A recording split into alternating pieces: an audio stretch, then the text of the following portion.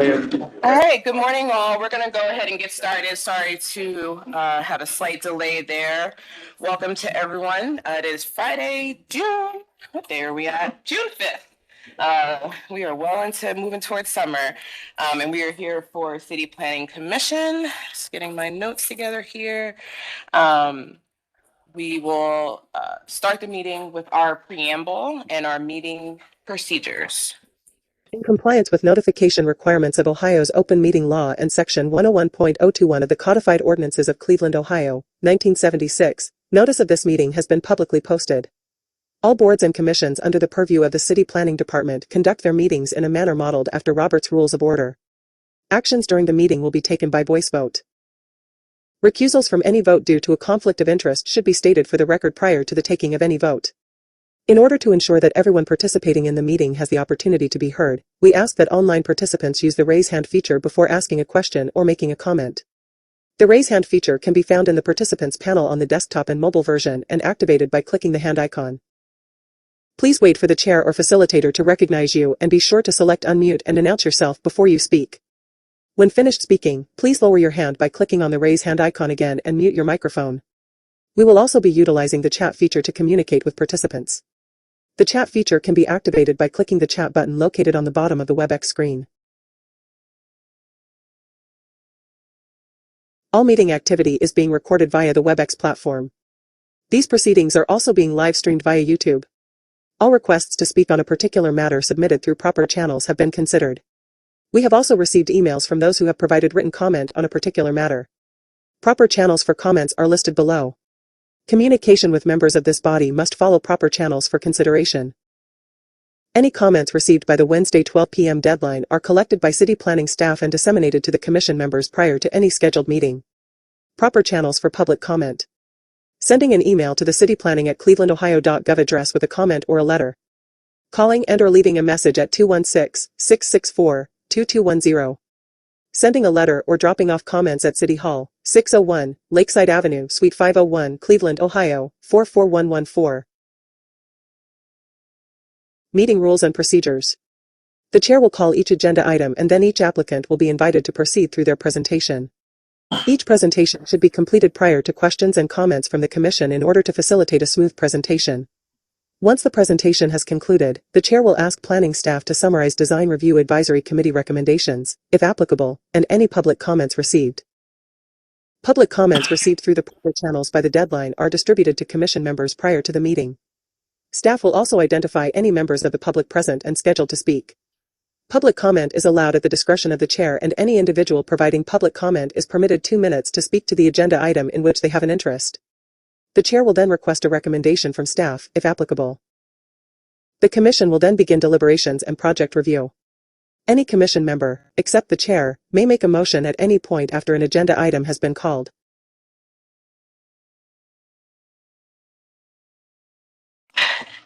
I have an additional protocol for public comments here. This meeting of the Cleveland City Planning Commission is a lawful meeting that follows the following policies regarding public commentary per section 605.04 of the Codified Ordinances. No person with purpose to prevent or disrupt a lawful meeting shall do any act which obstructs or interferes with the due conduct of such meeting. Members of the public may provide public comment if required by law in accordance with our rules and at the discretion of the chair. Disruptions include, but are not limited to, speaking out of turn and/or making loud utterances that interfere with the due conduct of this lawful meeting and may constitute a misdemeanor and a violation of section 605.04. If this meeting is substantially disrupted, the chair will call for a recess and the room will be cleared. Persons who violate the city ordinances and commit misdemeanors may be subject to prosecution. When this body is able to return from recess, then in compliance with the Ohio Open Meeting Act, if applicable, and section 101.021 of the Codified Ordinances, the meeting will be open to the public. So we will follow the direction of the chair with public comment and we'll all be good. Thank you, Director. Evelyn, may you please call the roll? Anthony. Present. Fluker. Present. McCray-Scott. Present. Sergeant. Present. Slife. Present. Whitfield. Present. We have a quorum. Thank you so much. And again, welcome everyone. Our first order of business is to approve the minutes from our May 29th meeting. We've all had the opportunity to review these in advance. May I please have a motion? Madam Chair, I'd like to make a motion to approve the meeting minutes as presented from our May 29th, 2026 meeting. I second. We have a motion and a second. Roll call, please. Anthony, Yes. Fluker, Yes. McCray Scott, Yes. Sergeant, Yes. Slife, Yes. and Whitfield. Yes. And carries. Thank you so much.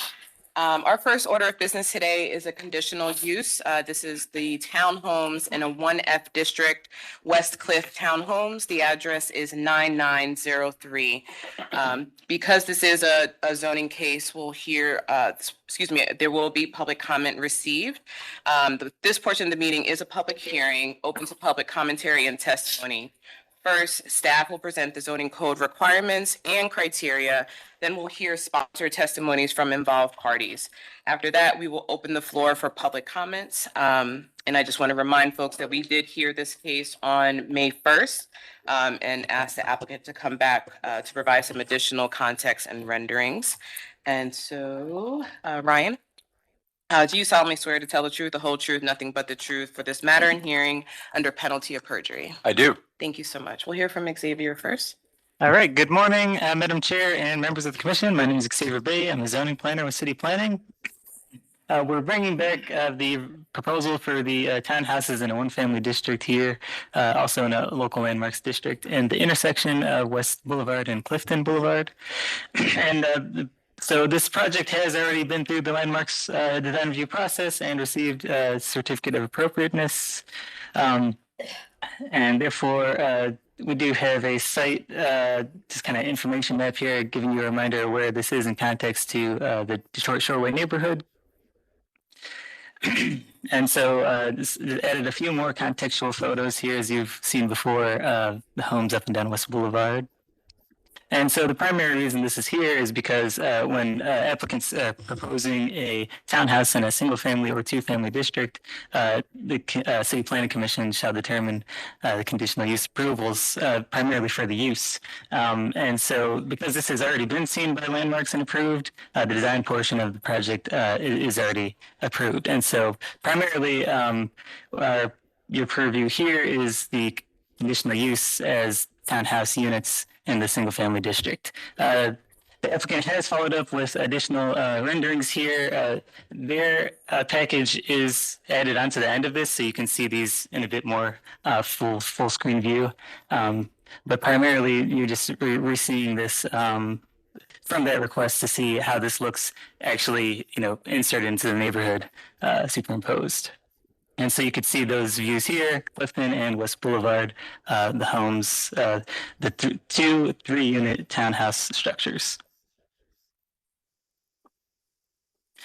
We did just also remind you housing typologies in this area of the neighborhood of Detroit Shoreway. You have a mix of housing typologies here between single family, two family, and a few more apartment complexes up and down Lake and West Boulevard. And just remind you some of that context of two family, three family units. And there you go. You can see the West Boulevard and Lake apartments, as well as other new build throughout the neighborhood, mixed housing typologies. And another map just giving you kind of a locational context of where these other housing typologies are in reference to the proposed project highlighted in yellow. And then I'm going to hand it off to the applicant to go into more detail with their new renderings. Thank you.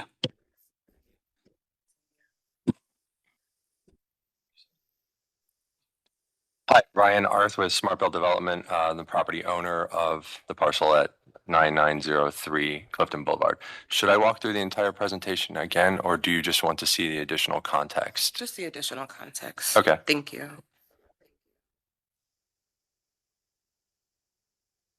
So there is the site. These are photos of the existing site.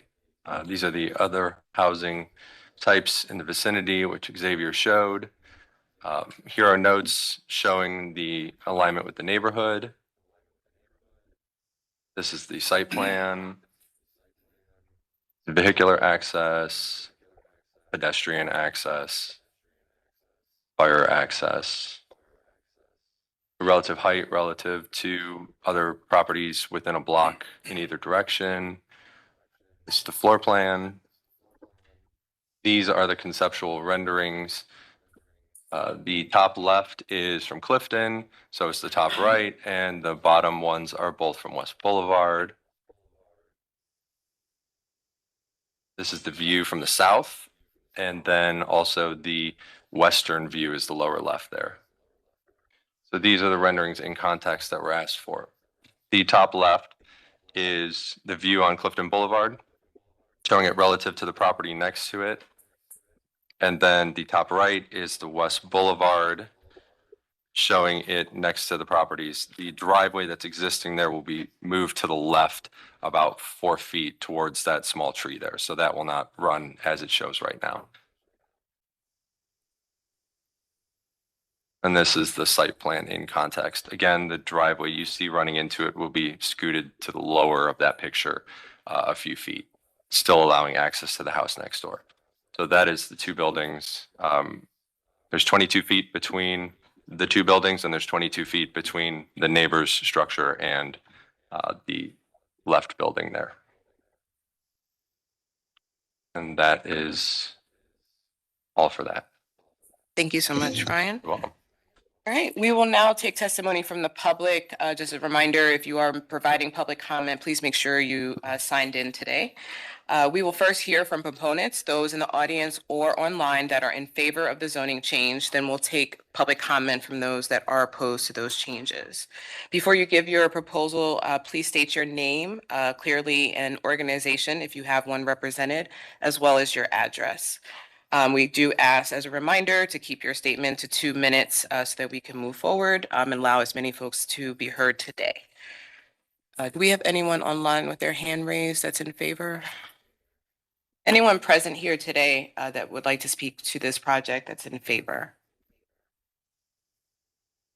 Hearing none, we will move on to those that are opposed to this project. Anyone with their hand raised online?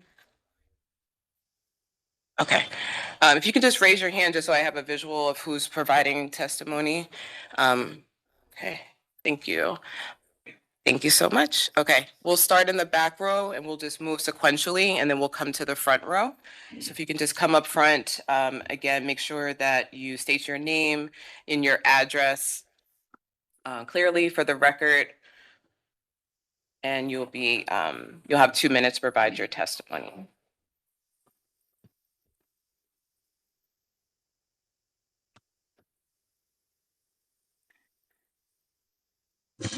Tell me when the clock starts. Okay. Ready, set, go. All right. My name is Anthony J. Coyne. I represent Maria Tent. She's the immediate next door neighbor to this property. She's lived there for several decades. And I'm not going to repeat everything from last time, but I do have 2 questions. There were written submissions from my office on May 7th. And then there was a letter from former Councilwoman Donna Brady on May 29th. Have those been distributed to the members of the commission? Yes, sir. Okay. So the position is still very much in opposition to this project. The 1F A1 zoning is designated to protect historic districts and single-family residence districts in the city. Zoning matters. Sometimes zoning should be modified. In this case, it should not be. Chapter 337 should be followed, and if it's followed by this commission, there's no way they should approve this application. Mr. Arth, who's the representative, is not the property owner. We should make that clear for the record. He is not the property owner. The porch distance to Ms. Tent's property line is what's at issue. 22 feet to the house, allegedly. Looking at the one exhibit I attached, Exhibit 1, in my handout to you from May 7th, shows that the footprint of the structure is much closer. They may have changed it. I don't know. The rendering they show from Ms. Tent's property isn't even visible because it's so close. They took an aerial AI shot without her house there. 2 units have no frontage on a public street, insufficient parking, and I keep reminding this commission, zoning matters. This is not Tremont. This is not Ohio City. at Whitman Avenue in Randall, there's a 4-unit townhouse that's been vacant for 4 years. They packed in too much to the site, and it's been completely unsuccessful, and it's been vacant for 4 years. So I will rest, ask you not to approve this project, and I also ask you to add at least 1 minute to public comment. I think that's the process. Thank you very much, members of the commission. Thank you so much. I appreciate your comments. Continuing in the back row, do we have another person providing public comment?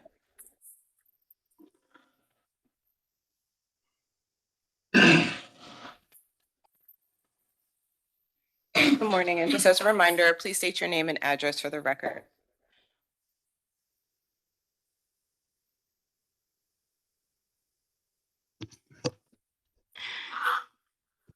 My name is Donna Brady. My husband and I reside at 1272 West Boulevard in a home we've owned for 35 years, which is 3 houses south of the proposed property.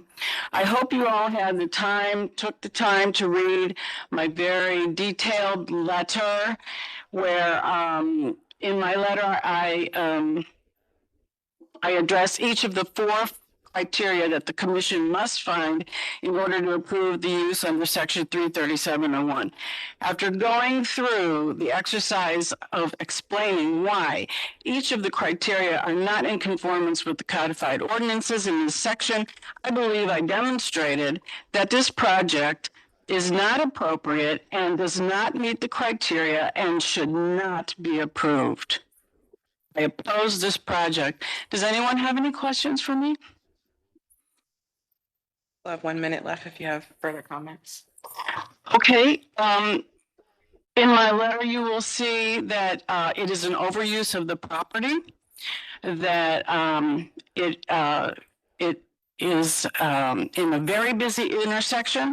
It does not provide parking. It does not provide good circulation.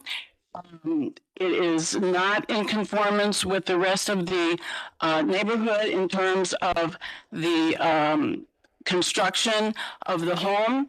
Our homes were built primarily around 1900. This is completely out of whack, and I am not opposed to a project homes being built there. In fact, I had 2 when I was councilwoman that were approved by all the commissions. However, the people died. Each of the contractors died prior to building and sold to not Mr. Arth, but to someone else. 10 seconds. Okay, and the waste collection is going to be abominable. I mean, 12 garbage cans between Clifton and that one driveway, which is ingress and egress, every Wednesday, picked up on Thursday, sitting there, or put out on Tuesday, picked up on Wednesday, sitting out there till Thursday. A lot of times. Thank you. Let's wrap up this last statement, please. A lot of times the waste collectors leave the cans in the street. This is a very busy intersection as Clifton Boulevard flows in and out of I-90 or the Shoreway. And so we get a lot of morning and afternoon rush hour traffic. And we already have many, I should have pulled it from the department, but we have many. I'm gonna give you a little bit of extra time to wrap up your statement. You have to move on. All right, I appreciate that, Madam Chair. Ma'am, we're done right now. We have to move on to the next one. Well, because you interrupted me, I couldn't finish my thought. But anyway, it's a disaster. Thank you for your comment. Anyone else in the back row here to provide public comment? Come forward, sir. Madam Chair, to Evelyn, can we go back to one of the renders so it's just up on screen? I think for context, it might, Thank you. might be helpful to have. Please, yes, please both come forward. Just restate your names for the record, please. Okay, it's Maria Kent. And I'm Virgil. Thank you. Whenever you're ready, please proceed. It's working. Yes, it's on green, so you're good to go. Okay, so this is a structure, pretty much the size of their structure. This is gonna be built 10 feet away from our windows. So if you, I made counts, but this is what we're gonna look at.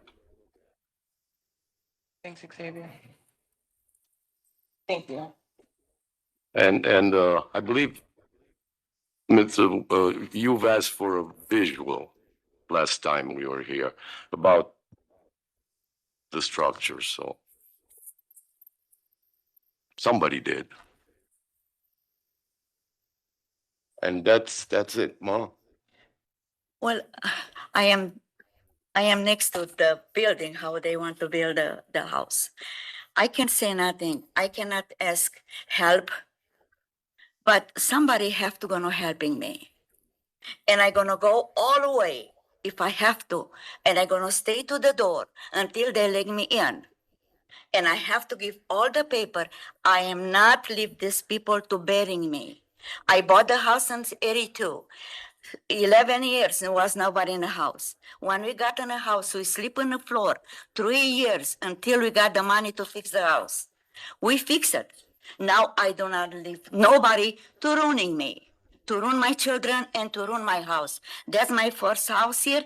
I want to enjoy that house, how I work with my husband in that house. Like I said, I ask help. Nobody helping you and favor, not in my, I don't want favor. I don't want the truth. They cannot build a building for 6 apartments, was 2 houses there. And like I said, I'm gonna go to Washington and I'm gonna stay to the door until they let me in. Somebody gonna helping me.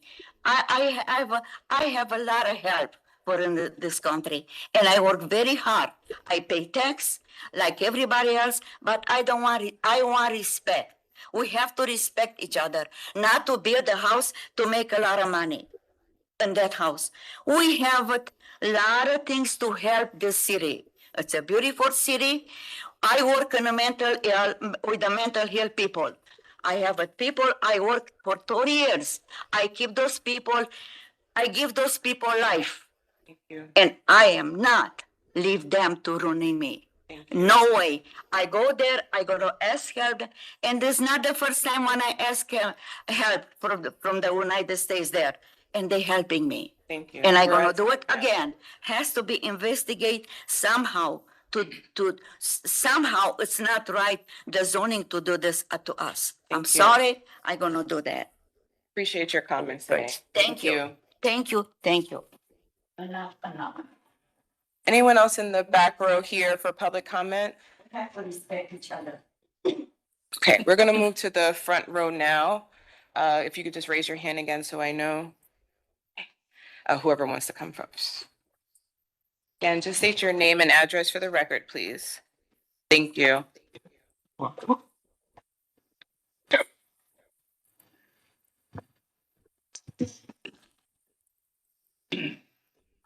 My name is, can you hear me? Mary Campbell Stack. I live at 3489 West 126th Street. It's kind of close to Lorraine Avenue. I've lived in this neighborhood 34 years. Thank you. After last meeting, I went on the website of the county to look up the different properties because I was getting a little bit confused about where the shared driveway was and different things. So when I looked at the records, I looked at the land tab under a lot of these houses in this area. Under property data was an unusual extra listing. It said, it said site factor, and it also had a traffic percentage listed. Now, I'm not an urban planner or city planner, but I went and looked at my own and other properties and I didn't see it. But a lot of these properties had a traffic percentage listed as 85 or 95%.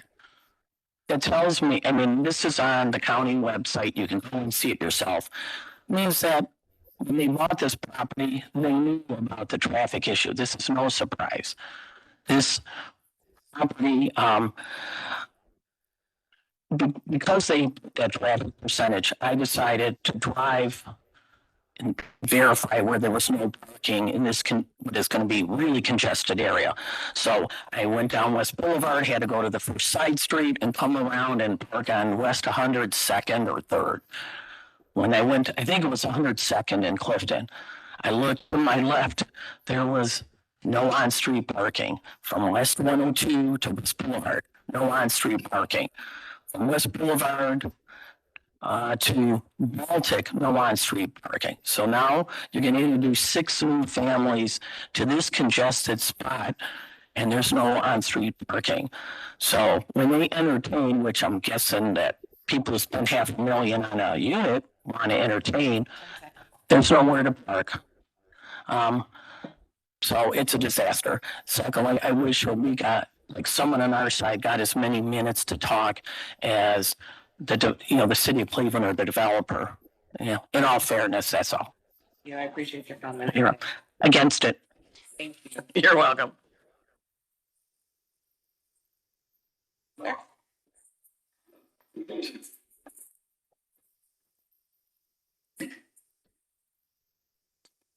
Name and address, please. Good morning. Hi, my name's David Stack. I live at 3489 West 126th Street. Thank you. I've lived there for 47 years. I've been a Cleveland resident for 75 years. Also, I've been involved with community development organizations since 1996. I was involved with the Fairfax Renaissance Development Corp. I've been involved with Ohio City Near West Development Corp. I've been involved with the Westtown Community Development Corp. I've been their accountant, controller, interim director, or board president. So I have experience and been around for a number of years with community development. Now, as far as this project goes, well, I've never had the opportunity to come in front of the Cleveland Planning Commission previously, but I have been at previous community meetings in relation to this project. And the presentation that was made me kind of wonder what kind of Cleveland planning this group actually does.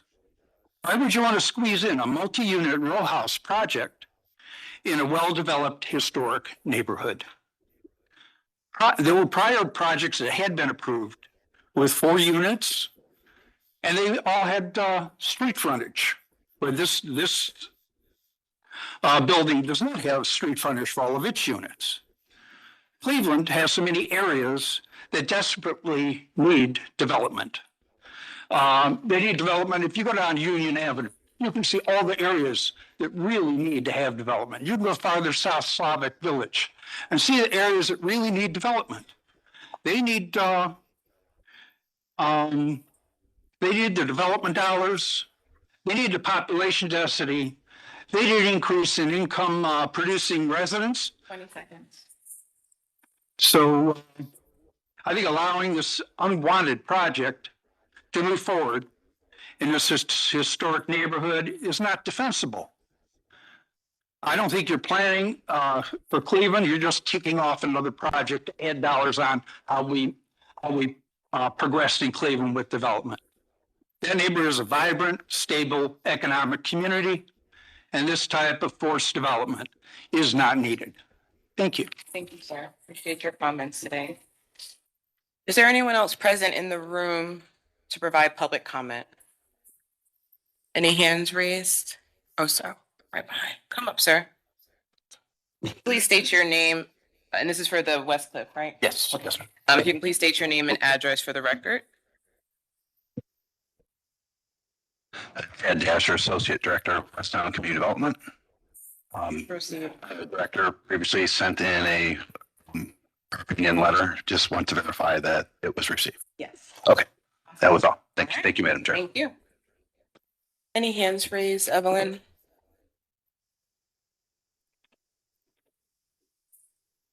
Okay, we will now close the public portion of this meeting and open the floor to questions and discussions among commission members.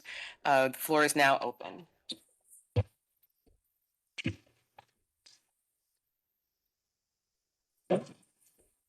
All right, Charlie. I know this area. I was actually raised on the west side. I still maintain my visa to cross the Cuyahoga when I go visit. So I'm very familiar with this area.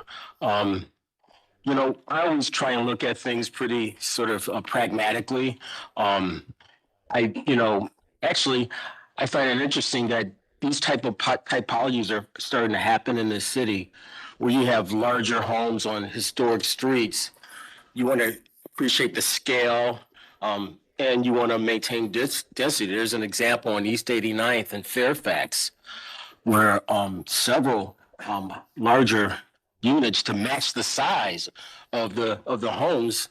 Those sort of real grand homes, story homes, 2-story, 3-story homes, work pretty well. I mean, I have an example where a live example. I live at Beacon Place, and we have a private drive, and we have 4 units.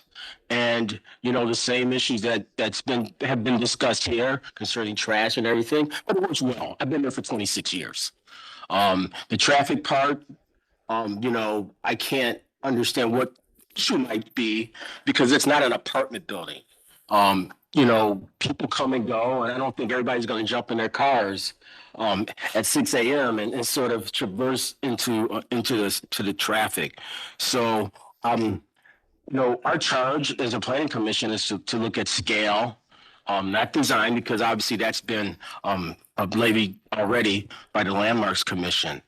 So I just wanted to have those thoughts. I do have a question, though, however, for Director Mersman. What does city planning stand here, staff, relative to this project? Thank you.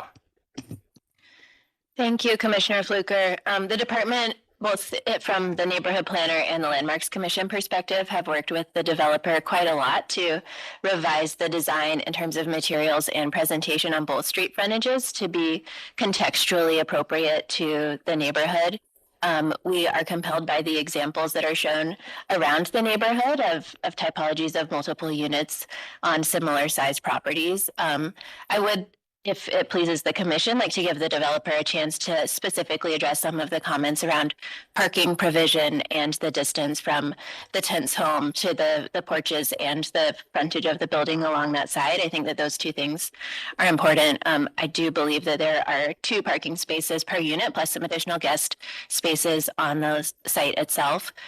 So we do feel that it is appropriate in the neighborhood and do not have a concern with the townhouse use. Mr. R. Sure. So we do have 1 parking spot per bedroom in each unit and 3 guest parking spaces. And there is parking on West Boulevard down about 4 doors. I've parked in it multiple times myself. Regarding the spacing, we are within our setback on the western side, which is on the left there. So we are, if you see the dashed line there, we are more than 10 feet from the property line. That's possibly more like 12. And so when I measured from satellite, it was 22 feet from one building to the next, which is the same distance you have between our 2 buildings there. So contextually, they will look symmetrical when viewing from Clifton Boulevard.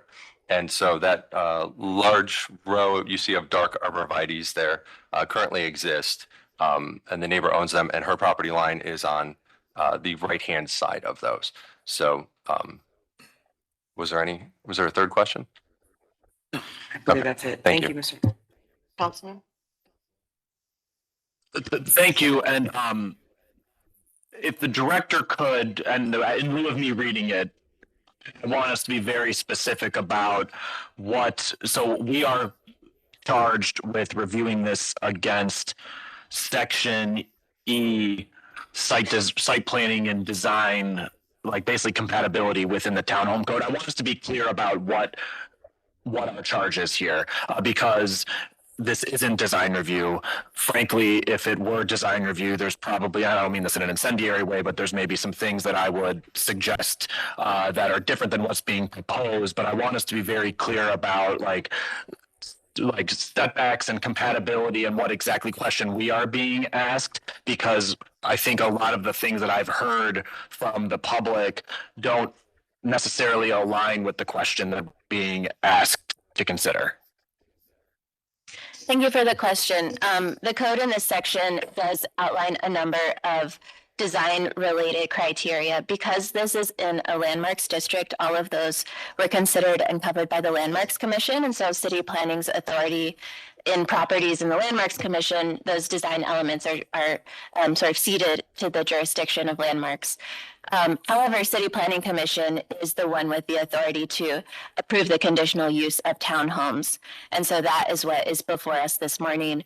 We are thinking generally of contextual appropriateness and the townhouse use here. And if any further clarification is helpful, we also have zoning expertise at the table. If there's anything you'd like to add. Yes.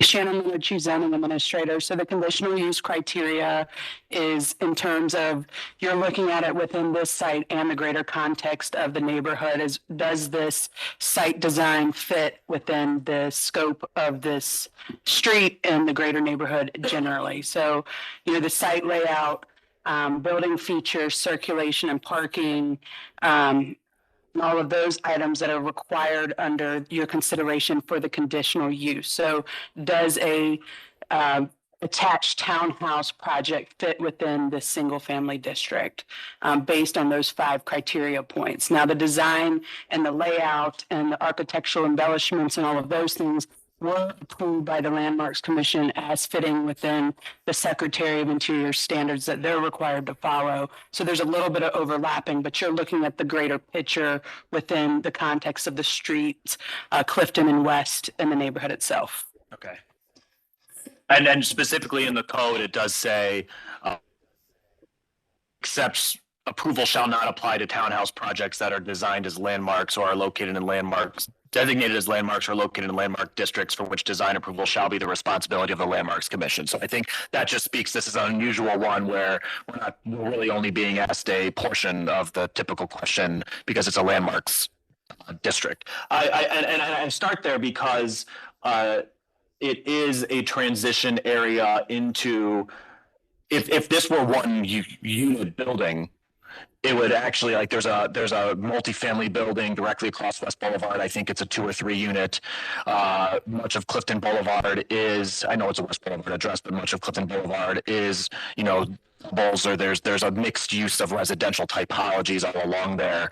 And I guess one of my questions, if this were a single family home, would there be any requirements of setbacks or differences? I guess what I'm trying to get to is I appreciate that it's a change to suddenly have a property wall in close proximity to your structure, but if this were a single family build, it doesn't seem like this would be closer than any other home is to any home in the area. Does that make sense? Yeah, through the chair to the council member, that is correct, but in a 1-family district, the setbacks are a little bit different than under the townhouse code. So the maximum or minimum required in the RA1 district is 20 feet, but they are also have to be in alignment with the neighbor. So I'm not sure the setback on this, Xavier, or the architect. Well, let me ask a variation of this because it's a corner lot. The western setback on the west property line, is that a rear property setback? Is that a side property setback? Like, how does this work since it's a corner lot? And is it in compliance with that setback if it were a home?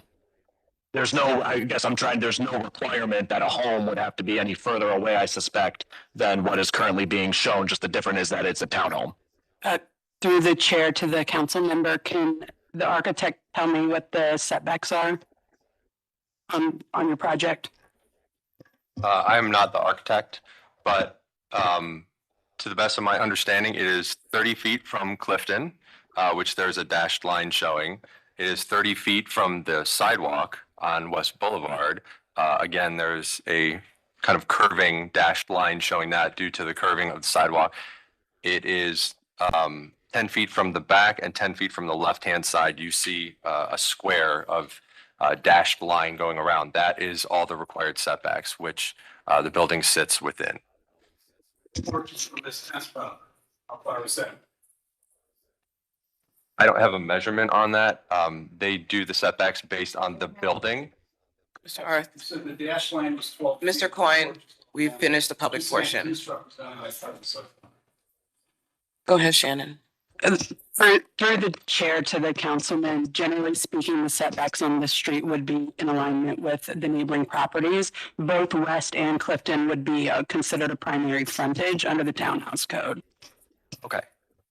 What I'm trying to suss out to my colleagues is if this weren't a townhome project, if this were a infill single family home, it would certainly be an adjustment to what is currently a vacant lot. But would this be allowable? And is there a discomfort with something new, but an unavoidable discomfort essentially is what I'm trying to understand. Thank you, Councilman. Commission members, any other comments or questions? Madam Chair, to planning staff, with regards to the comments about trash can and kind of the appropriateness, with this level of development, with the kind of the additional units, is there any? Can you speak up a little bit? Okay. Is there any kind of thought to kind of the city's kind of provision with regards to trash collection that could be interior to the property as opposed to being on the street? I just want to kind of understand the idea for infill and kind of the thoughts about density. I get, but again, I'm trying to adhere to the comments about the character of the neighborhood and so on and so forth. I'll kind of make another comment about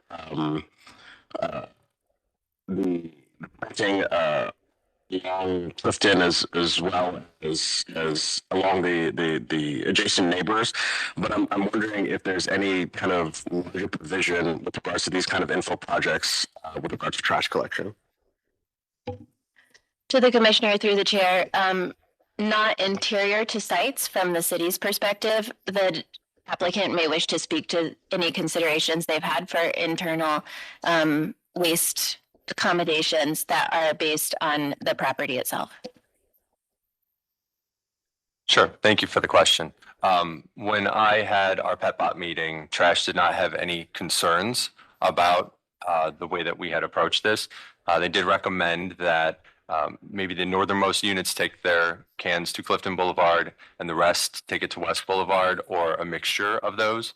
We did look at having a dumpster on site, but we felt that that would be disruptive to the neighbor to the south immediately. And also we would lose possibly 2 of those parking spaces in order to have a dumpster for the residents.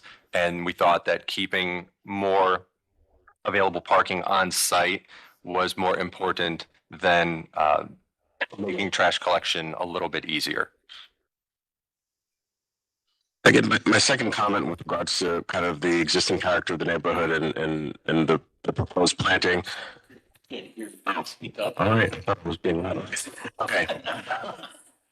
Along the western side of the property, I know that there are existing trees on the neighbor's property in terms of privacy and screening. What I would ask the applicant to do, and I'm not seeing the full planting plan or the proposed landscape plan, but I think the provision of landscape material on the inside can be bolstered to provide some of that privacy and screening directly to the neighbor. I think, you know, a combination of a mixed shrub and kind of evergreen border. I think, again, you know, with respect to the character of the neighborhood, but simply just trying to be good neighbors and being a respectful kind of addition to the neighborhood. I think, you know, if that was to potentially carry, again, even further beyond the porches, I don't want to say go directly to the street, but really take into consideration into providing kind of a buffer between the new units, considering the close proximity. But I think also on the frontage of Clifton, I think, you know, if we're looking at kind of the render in terms of the number of shrubs along that kind of circle kind of walk and seeing it directly in the image below, I think I would and want the applicant to provide a continuous shrub border along the entire frontage of that side. Again, character to the neighborhood, additional shrub planting and trees, I don't think is a lot to ask in terms of, again, you know, trying to get this new project, which multiple units to kind of fit directly within existing character. Evelyn, before we have the applicant respond, can you go to the last slide? Commission member, I just want you to see that rendering added. So if we can, on the image on the left side, Evelyn, if you're able to zoom in, Commissioner, Sergeant, I just want to see, is that those shrubs that are between the new development and the house, is that what you're referring to? Yeah, I would say on all frontage sides. So if you go to the previous rendering, there's like shrubs lining the drive aisle, which I mean that's nice, but like I think regards to neighborhood character, what I would say is along the frontage of the streets where people are traversing by car, walking. I think the important added terms of character is along those sides of the building as opposed to along the drive aisle. So I would say, you know, instead of stopping the shrub line directly at the porches, let's wrap it around and then have some of that character go on Clifton. Again, to kind of continue some of the comments about, you know, reciprocity within in the neighborhood of kind of that embellishment. Thank you for clarifying. To the applicant, any response to that? Sure. Yes, so the rendering does not adequately show the landscaping effectively that is planned. When working with Landmark staff and design review, they had recommended that the corner of those Clifton-facing porches had more prominent cap of landscaping in order to kind of bookend the property. And so wrapping that around the front is absolutely not a problem at all. What was more important to mention is that that half circle walkway between the two buildings will have taller evergreens in order to provide full blocking of, you know, vehicles in the motor court and to, you know, not show the gap between the buildings effectively. I would ask that to the applicant's comment that city staff verify the final landscape plan and make sure that all the things that we're addressing are included in the final proposal. Commission members, any other comments or questions? Hearing none, I'm going to ask for a motion, please. Take an attempt unless you want to do it now. Madam Chair, I'm going to move to approve this make a motion to approve this conditional request for townhomes in this district. Because it appears that they've considered context, the scale, the siting, access, addresses, well, we're charged to review at this time. And more importantly, I ask that the applicant continue to work with staff to work out landscaping as delineated by Commissioner Sargent. Second. We have a motion and a second. Any further discussion? Hearing none, roll call, please.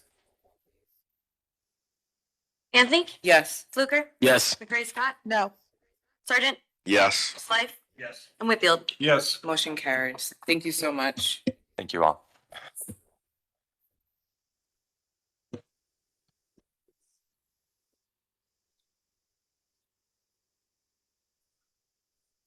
We'll just take a moment as our neighbors here make their way out.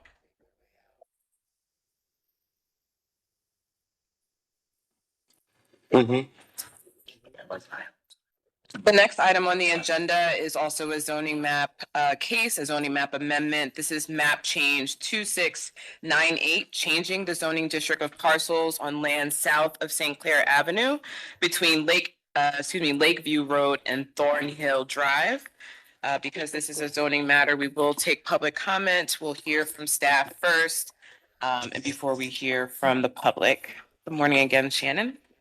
Good morning, Chair Shannon, I'm the Chief Zoning Administrator. So you all heard these at the last May Planning Commission, 2 planning commissions ago. And so these are the CMSD sites for the new Grenville High School. This first one here between Lakeview Road and Thornhill, this covers the Grenville property. And this is to allow for the redevelopment of the CMSD site here. The current zoning here is currently 1 family and 2 family, effectively a split zoning issue. And so the proposal here for the site that is owned by CMSD for Grenville is to zone it civic. And that is really the new form-based code district that really is really meant for institutions, places of worship, schools, things that are generally nestled within our residential neighborhoods, but do not fit clearly within, say, a single-family district. The redevelopment of these outside of having the rezoning would require either significant variances or really another rezoning. And so the best tool that we have currently within our total zoning framework is the civic classification. And so we're being proactive here. There are not development plans clearly outlined out there in the community for Glenville. But again, we're just kind of getting ahead of the ball here, which is a better way to handle zoning in most cases. This is just giving you the current context site. There's a little bit of a lag, but this is the existing Glenville High School.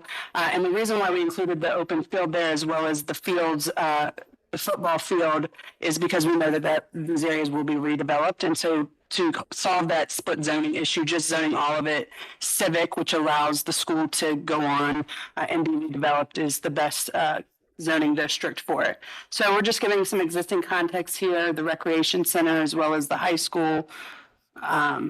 Again, just giving you some context. Again, Stephanie Tubbs Jones School, along with the park from the recreation center. Again, both of these are permitted within the civic district. And so that is, went a little too far. That is the proposal. Councilman Conwell supports this and has asked us to move it forward through the Planning Commission. And we will have another one right after this for Councilman Santana's ward. But for now, is there anyone with their hand raised for public comment?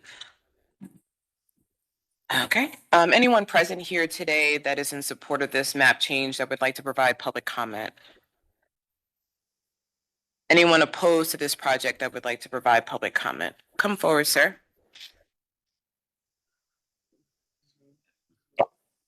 Oops.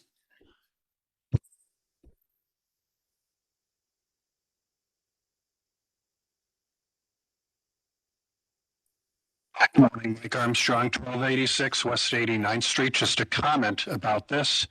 I reside in the Cadell form-based code area, and your statements continue to say the Cleveland form-based code will be piloted in a few geographies to start, including the Detroit Shoreway, Cadell House, Opportunity Corridor, and areas for this. Those are the first implementation areas for this tool. And if it is successful, the new code will be expanded to cover more parts of the city as new neighborhood plans are adapted. So I would just be interested in what how this has been determined to be successful before expansion.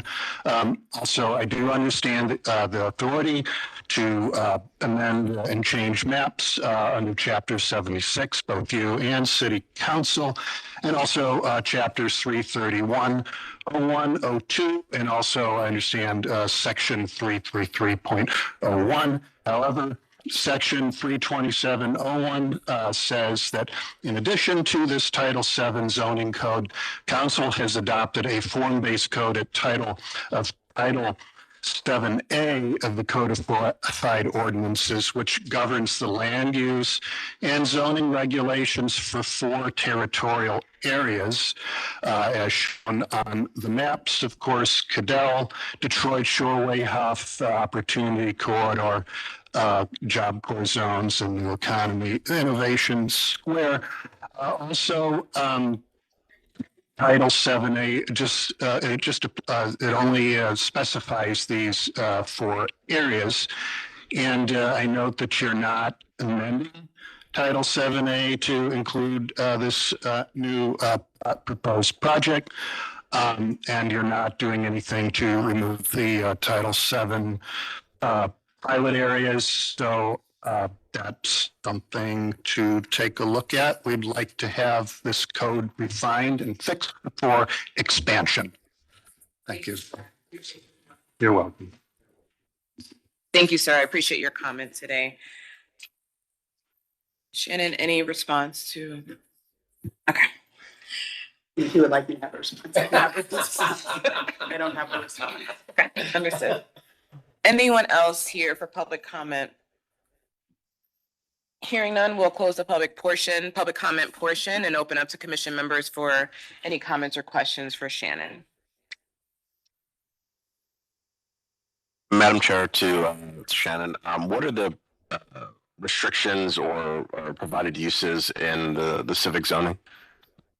Through the chair to the commission members. So civic allows all types of civic uses. I can give you the full list if you give me 1 second. It's on my computer. I don't have it memorized, but you can think institutions, churches, parks, recreation centers, any type of institutional use that is generally currently across the city zoned either single family or two family.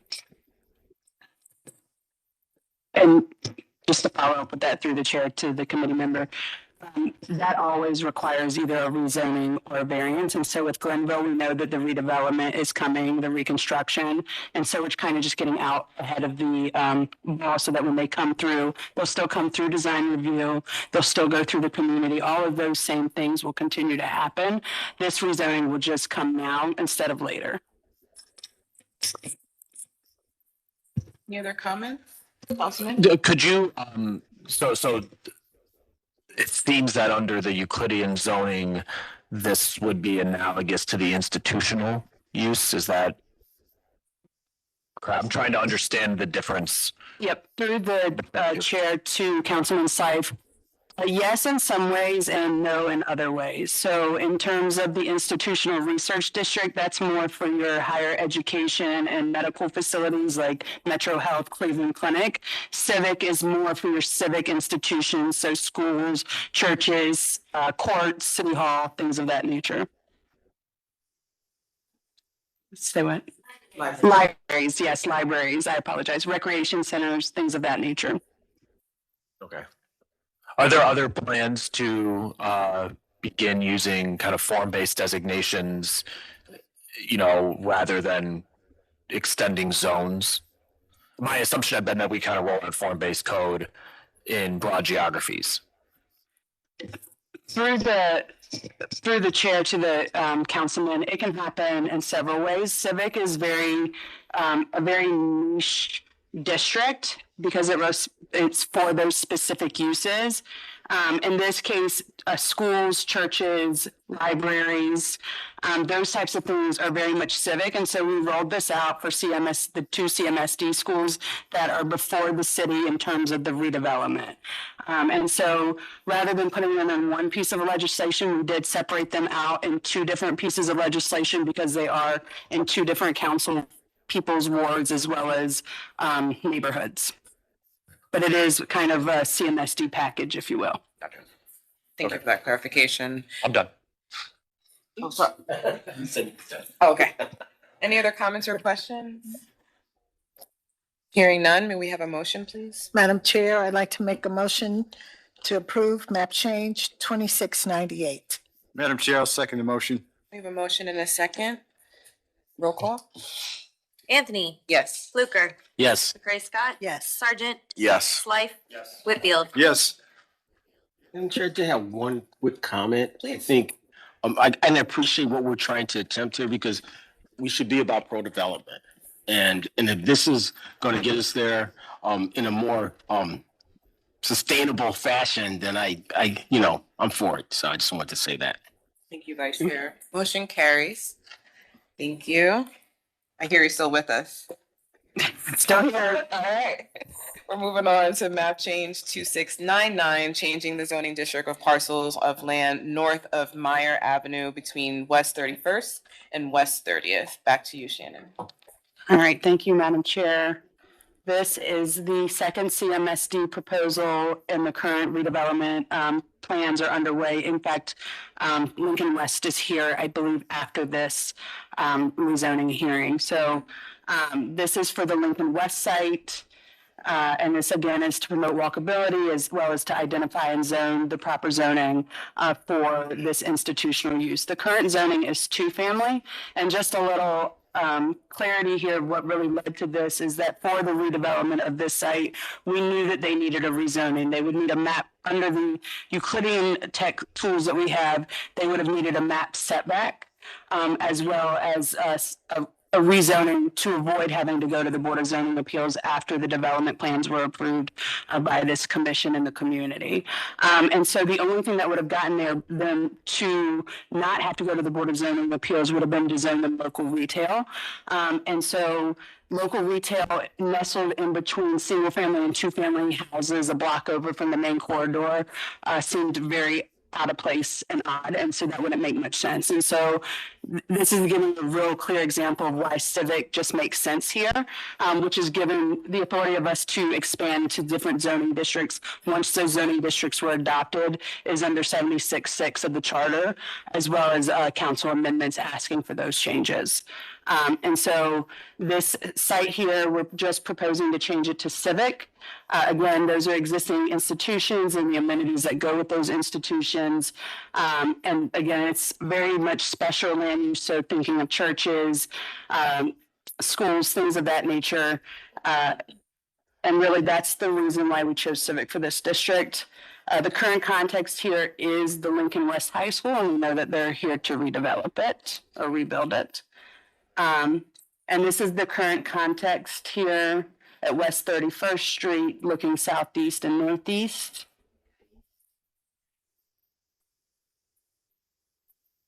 And there's just a little bit of a gap here. This is looking down north on West 30th and also looking south. So you can see that the school is really nestled in within the community because it serves the residents that live around the school. This will also allow for the design and development to move forward as they are presenting for you all, but also a permit for walkability so that residents can walk to and from the school. Any questions? Thank you so much, Shannon. We will now see if we have anyone here or online for public comment. Any hands raised, Evelyn? Anyone here present in the room to speak to this matter? Yes, sir. No hands raised, okay. Yes, come up, sir. Sorry. No problem.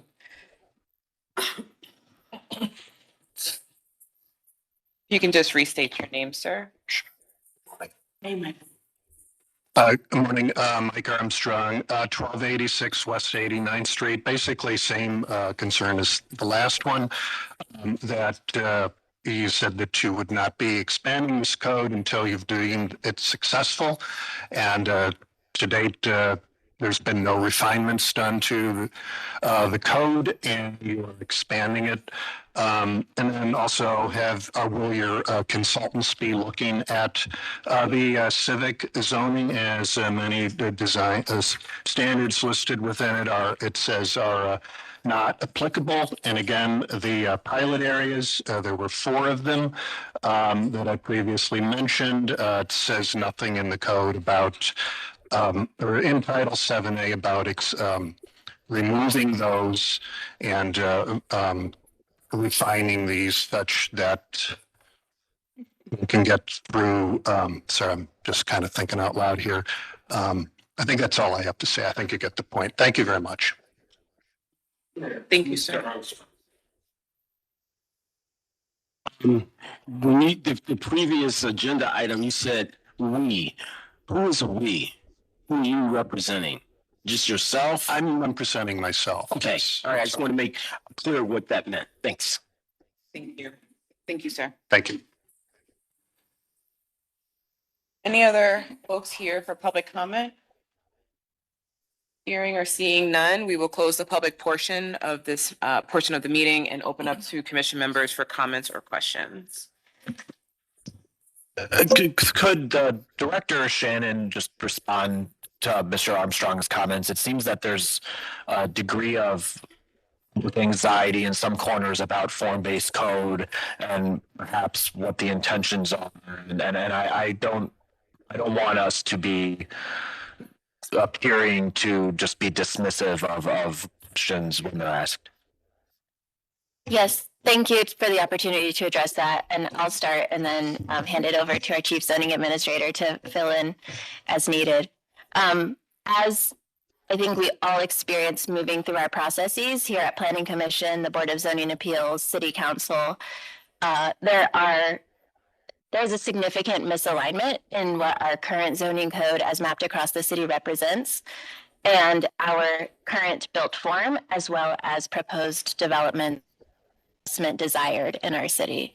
And so as a result, we have very high caseloads at the Board of Zoning Appeals, very long and multi-step processes for people to navigate, and that all costs time and effort and ultimately money and is a disincentive to invest and develop in existing homes for existing residents, as well as folks who are interested in coming to the city of Cleveland.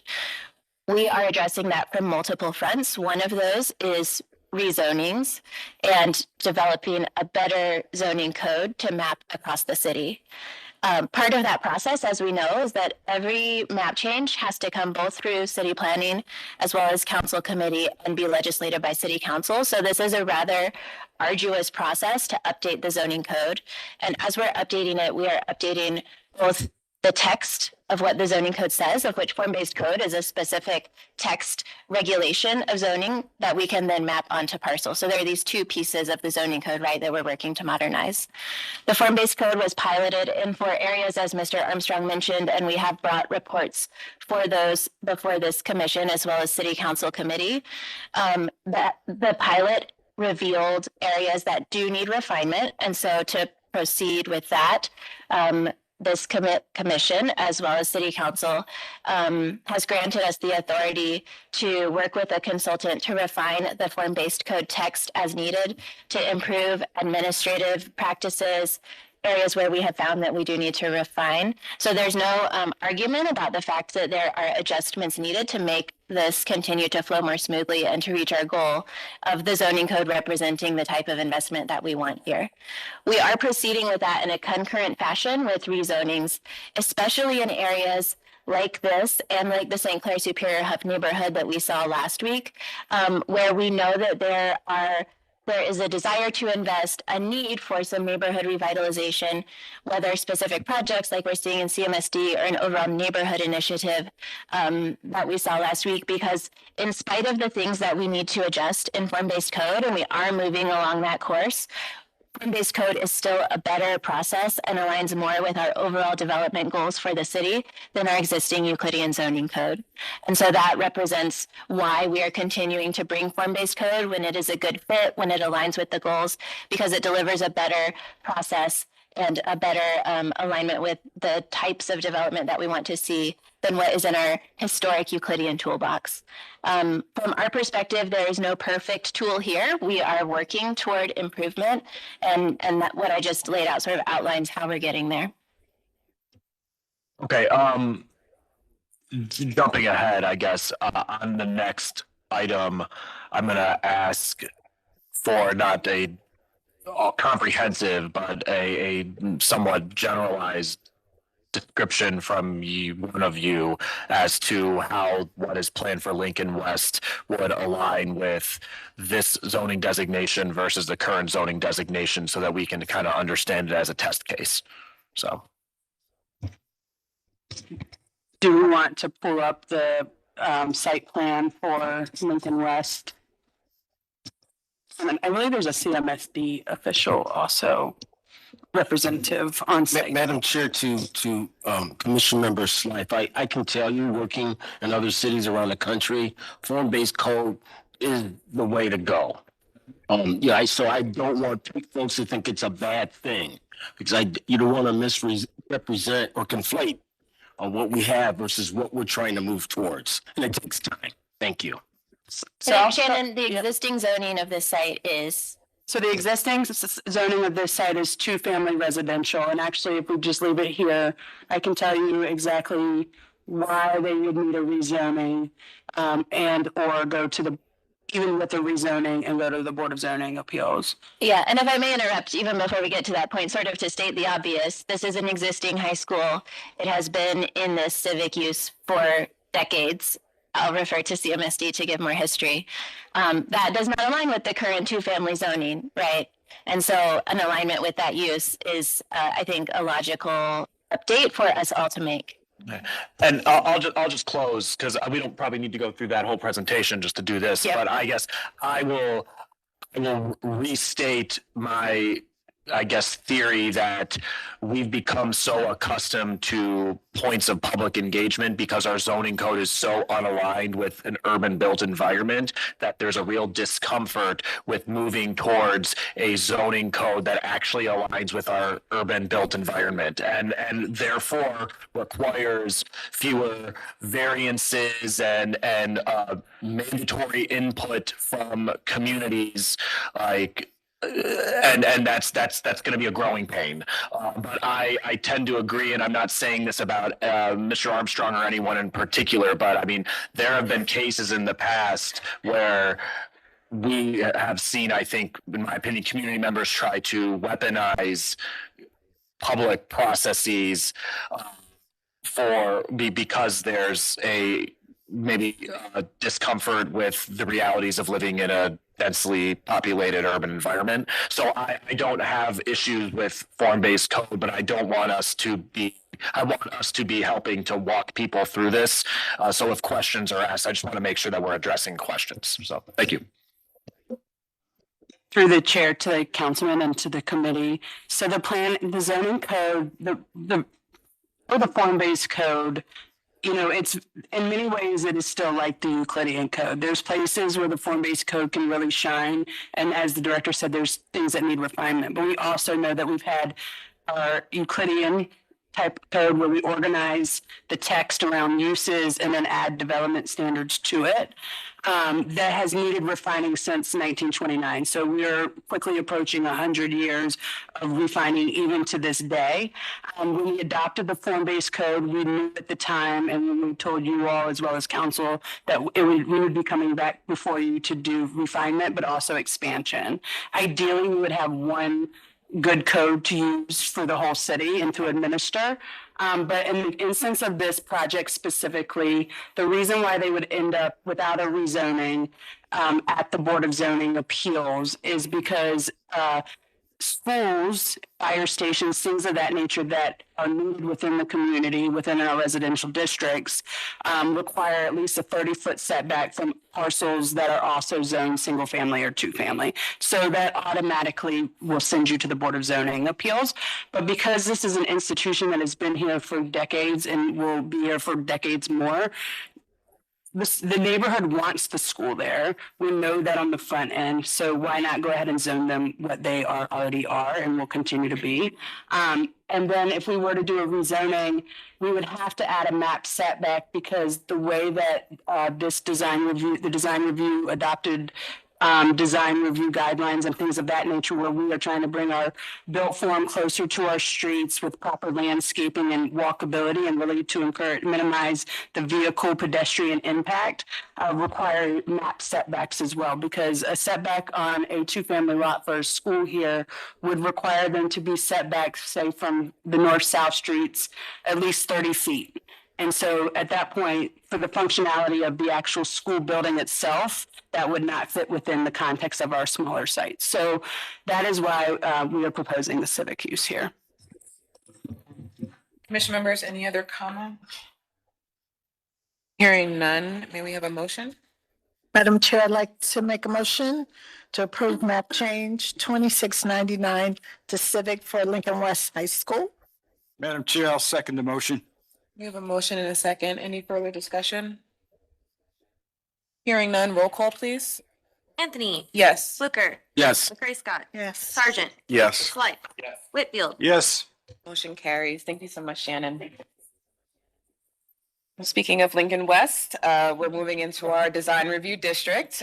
First up in Near West Design Review is PRJ 26-016545. This is Lincoln West High School located at 3202 West 30th. I'll just have each of you, or applicants, excuse me, unmute yourself and I'll swear you both in. And if you can just state your name for the record. Holly Delasanti, CMST. Jeff Henderson with TDA Architecture.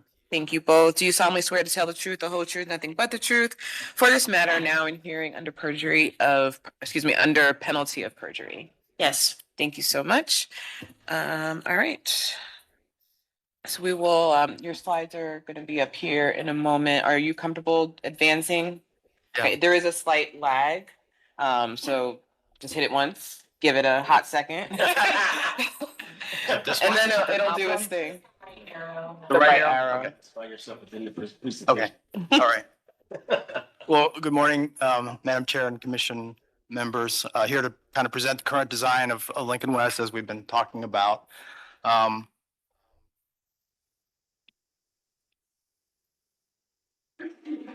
Oops, I went too far. That was, yeah, went too far. So this is the existing school building currently on site, and the intention is that this building will be demolished and a new building built in its place. And you're familiar with this site on this. The interesting thing about the building is it sits a floor down from the street. So the first level is actually down from the street, so it's in the ground a little bit. The intent on the new building is that we are going to demolish that. We will fill that site to street level, and the new school will be at street level. So that's what the intent is. Just in general, the new building is it's a 6.5 acre lot. The new school will be for 1,000 students. 9 through 12, it's approximately 179,000 square feet in total. It includes 2 gymnasiums, competition gym and an auxiliary gym, but interestingly also a 600-seat auditorium. So this is the first auditorium that the district will have built in 50 years on the site. So the educational curriculums are the career pathways that they have here are business administrative services, health information, and allied health and nursing. They have a relationship with Metro Health. They have actually science labs over there, so students are moving between the Metro Health and the school for a program, so they have a relationship with that. That's good. I guess that's enough there. We're also pursuing LEED certification, which we're required to in every building that we design. Just a little bit on the schedule. So we're kind of in the middle of early design, schematic design development, and that is kind of shown. You can see in the top one, that's the design phases. So we're in the middle of that year, right? I can't believe we're in the middle of June already of this year.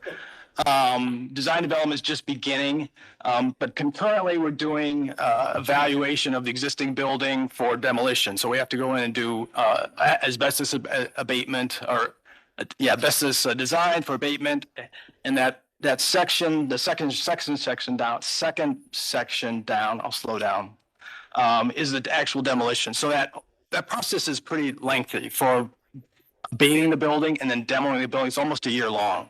So it's a pretty significant, because it's a big building. So that's that second time frame. The third block on that blue was the site infill. So that also is a several month process to bring 80,000 cubic yards of fill back onto that site to get it up to street level. And then it will be bid and construction will begin in beginning of 2028 and take about 2.5 years normal construction time. So that just kind of gives you an idea of time frame for the project. Up in the last 6 months, we've had steering committee meetings and public meetings, two steering committee meetings, 2 public meetings. And this is just some of the stuff that we go through, getting, everybody's ideas, getting interests or what their concerns are about the project. So just the fact that has happened and ongoing. And you're familiar with the site. This kind of shows it in the context of the Clark Fulton neighborhood.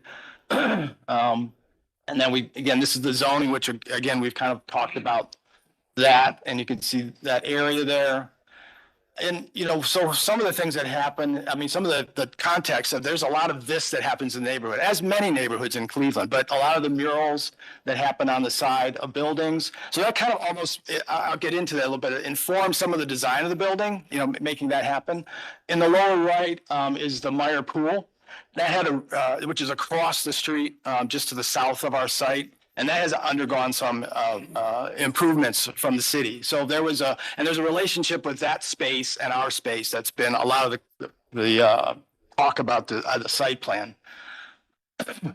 These are contact sites, and I don't know that I need to go through this. We kind of went through that in the previous presentation.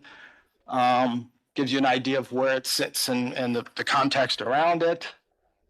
One of the things that's always important for us is traffic because of the flow of buses and kids and drop off and all that. We did, morning is different than the afternoon. Morning is a little more fluid. The afternoon is much, the parents come and park. So it's a different kind of a dynamic that happens. As we mentioned, I don't know if we mentioned, but there's a 31st, which is on the left-hand side of the site, is one way from Clark south to Meyer, and 30th is north. So they're opposites like that. But I think ultimately the takeaway on this was that it actually works really well. There's like 700 feet of frontage along both of those. There's plenty of room for cars to stack. I was there both in the morning and the afternoon, and it's about a 30-minute kind of thing where that happens, and then it clears out, which is pretty typical for most of the schools. So our takeaway is that it works really well in terms of how that we don't have to change flow or anything like that. I think that it all works well. Another piece that was part of this was the Clark-Fulton master plan. So while the district was not directly involved in that development, we do respect the effort that was done and the process that was done and the result that was done in that master plan. We're kind of tucked right in the middle of this. Like we're in the center of this, this diagram here, and it's described as a neighborhood center, a neighborhood park. So part of the site was to be utilized as public space.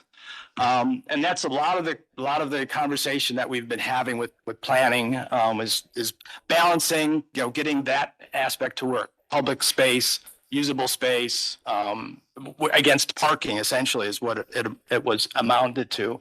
This is also a sketch from the master plan that shows this intersection of 30th and Meyer. So you can see Meyer Pool is on the left, and then our site is on the right, kind of the park area. So it was a concept in terms of like what we needed, what they were looking for in creating in that location. I just showed these. These were kind of the iterations of the site plan over the last several months as we've had communication in our steering committees, in the public meetings, with the planning department, with Metro West. Yeah, Metro West. I get Metro West and Metro Health kind of confused. Yeah, and ultimately, that south, the left-hand side of the site plan is the one that's drawn the most attention in terms of trying to get that to work with the master plan itself. What was presented at design review last month was the plan that's on the lower left. So that was the one that we presented to them, and I think this is comments then from local design review. So they approved it with stated conditions, strong recommendation to add more green space, preferably program space, and lessen the amount of parking. So again, there's that dynamic of green space versus parking. A study completed about how many students drive to the school, because that affects our parking area. Strong recommendation to gather additional community input. We are on the agenda for the Metro West, the July meeting to do a public presentation to that. So that is an addition to what we've done. And then specifically for the building, consolidate the color palette. More vibrant colors represent and speak to the community, warm tones versus cool tones. So I'll talk a little bit about that. Make the building feel more contiguous. And then provide design elements to provide protection for students and structure in areas where there's transit going through the grounds and there's parking, and I'll explain that as well. So this was just the site plan now that I'll present is actually response to these comments. So it's different than what was, it was a next iteration from the design review. So just in orienting you, Meyer is on the left that goes up and down. North is 2 going to the right, and that's Clark. That's up beyond. There's houses that are there up to Clark, but that's going north. Mr. Henderson, sorry, you said Clark is to the left off this plan. Oh, I'm sorry. Beyond the right to the right. Beyond the parking lot. Yeah, it's not on this diagram, but it's just out that way. I had a thing in school about left and right, and I don't know why that is, but. But again, 30th is one way to the north, and 31st is one way to the south. The little sort of square on that corner opposite Meyer is the pool. It represents not the whole site, but just where the location is. the building, this sort of shows kind of the functional areas within the building. So the main entrance, can I point with this? I don't think so.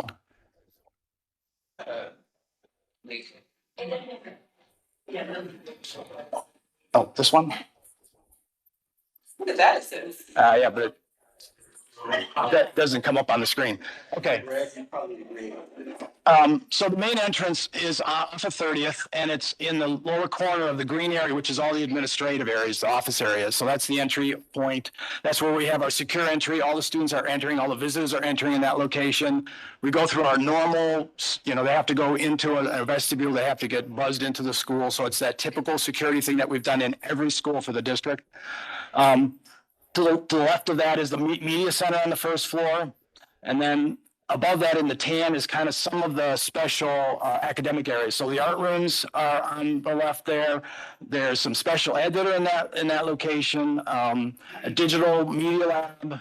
There's also the ROTC program is on that first floor. They sort of wrap around that courtyard. And that is the 3-story part. So there are 2 more floors above that are the academic pieces that come up from that first floor. So if you take that line where the entry is, everything to the right of that then is all 1 floor, but it's all the tall spaces.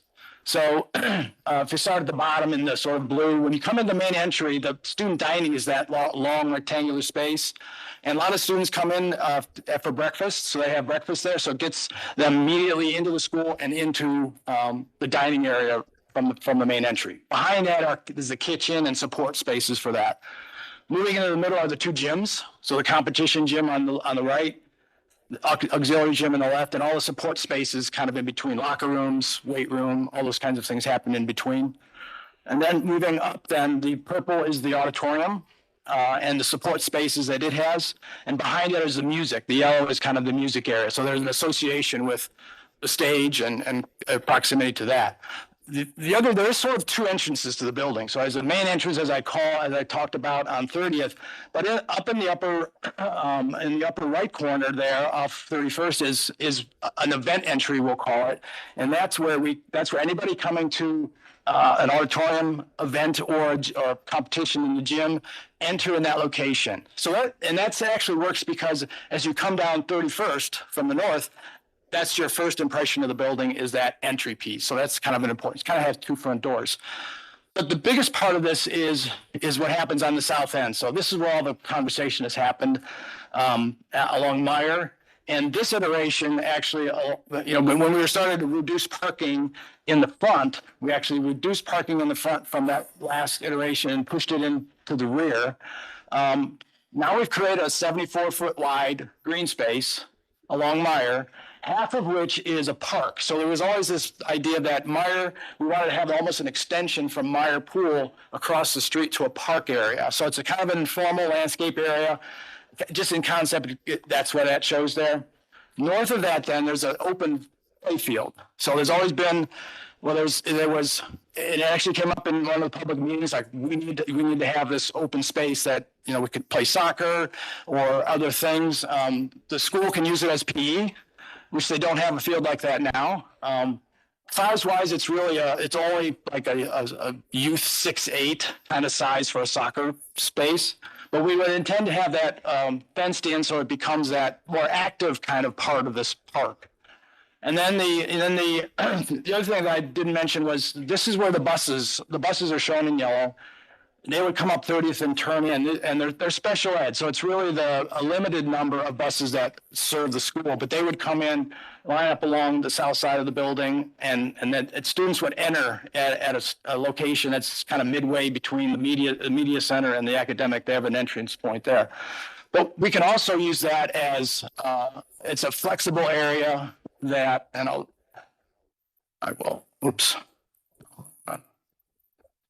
that can be used for other things on weekends, on the summer when the school's not there. So it's kind of like, we can see it.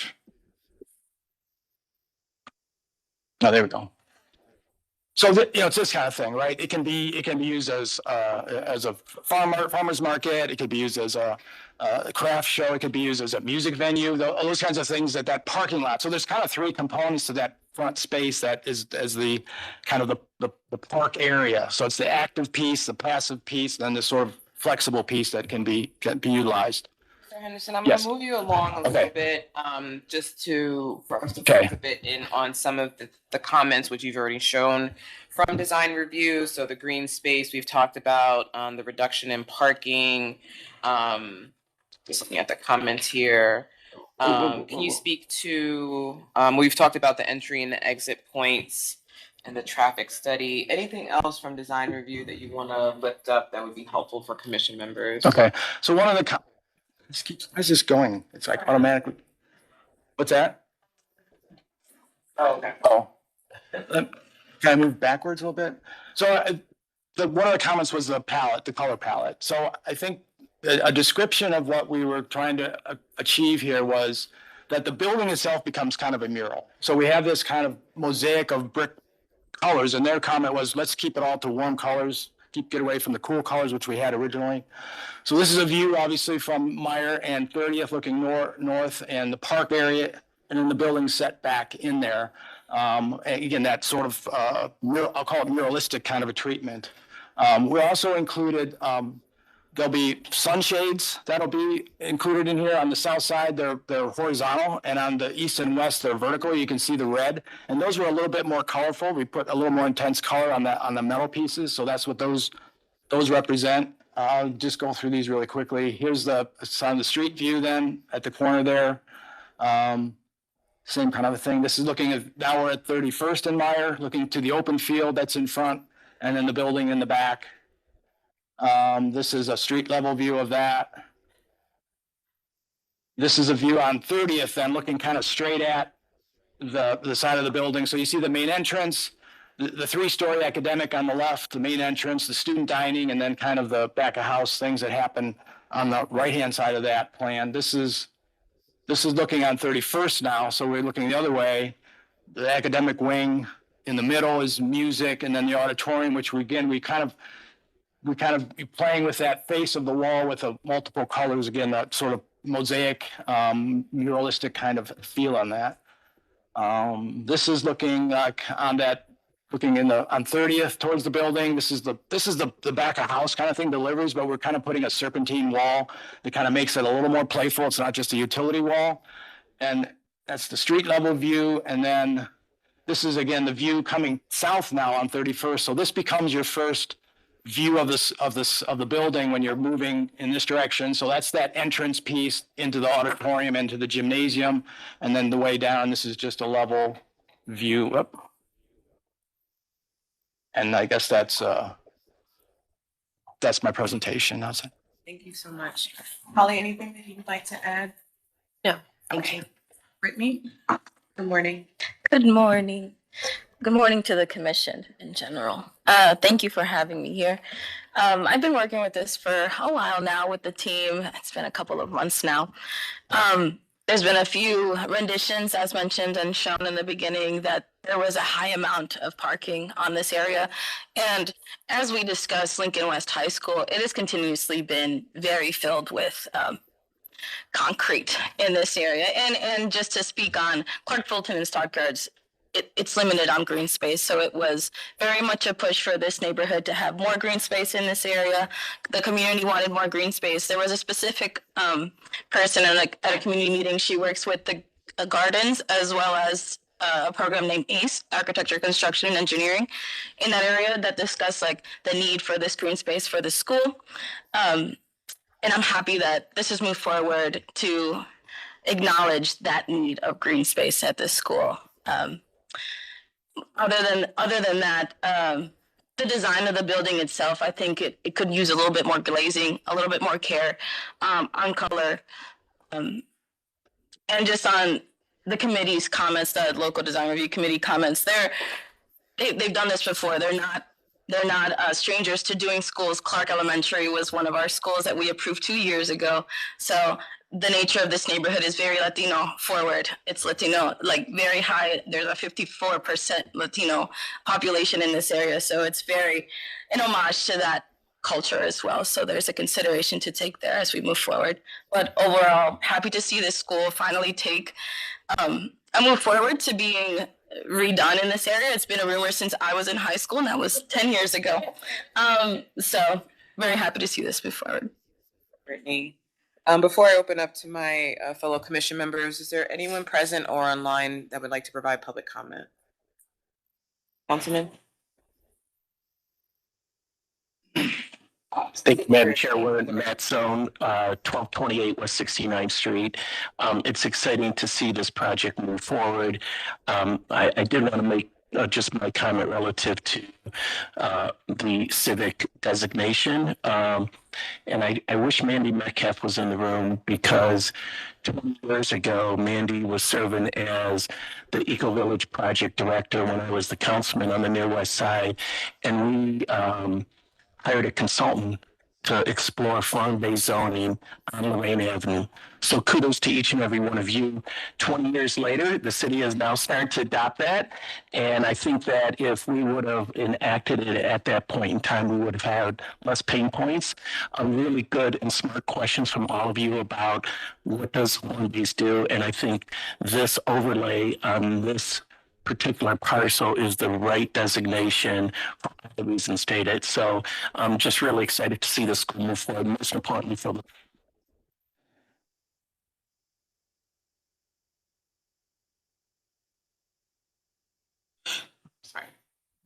Apologies. Commission members, comments, questions? Couple observations, Madam Chair, to the applicant. Actually, I'm not that smart, but I did stay in a Holiday Inn Express, and you said there's going to be 80,000 cubic yards of fill. All right, I did some calculations here. Average dump trucks are between 10 and 16 cubic yards. That would mean 5,000 to 8,000 trucks, notwithstanding all the other trucking that's coming in. Is there a way to look at this in a more sustainable manner than filling a hole with a lot of dirt? And quite frankly, the environmental impact of all these vehicles driving through the community, we haven't even started construction. So I just wanted to opine on that. And lastly, more importantly, one other thing to Ms. DeSante, I appreciate that you're building an auditorium.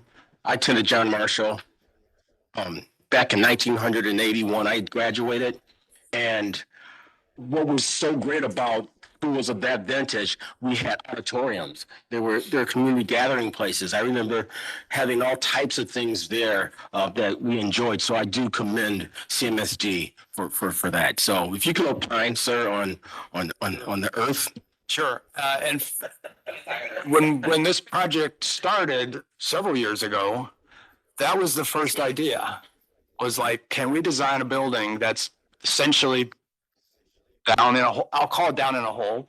And it wasn't received very well, by lots of people. The building at that point was a little smaller. This was a little bit bigger, so it takes up a little bit more of the square footage. And the auditorium was not part of those original designs.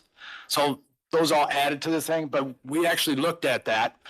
For all the reasons you said, it makes perfect sense. Like, do we really need to do that? But I think ultimately, as the project progressed, it was like there was a real desire not to build it down into a hole or build it below grade, because it's about 12 to 14 feet is what it'll end up being right now. So I'm chair to the architect. Do you remember John Marshall? We used to park under the pool. I remember John Marshall was on stilts and you parked under the building. So I'm not suggesting you revamp everything, but I think, you don't have to make people live down there. You could park down there. So just a thought. Thank you. Vice Chair Brittany had a comment. As the chair to the commission, I think one thing that was also missed on what exists at Lincoln West right now underneath that is actually a parking already that's going to be filled in. Yeah. Thank you, Brittany.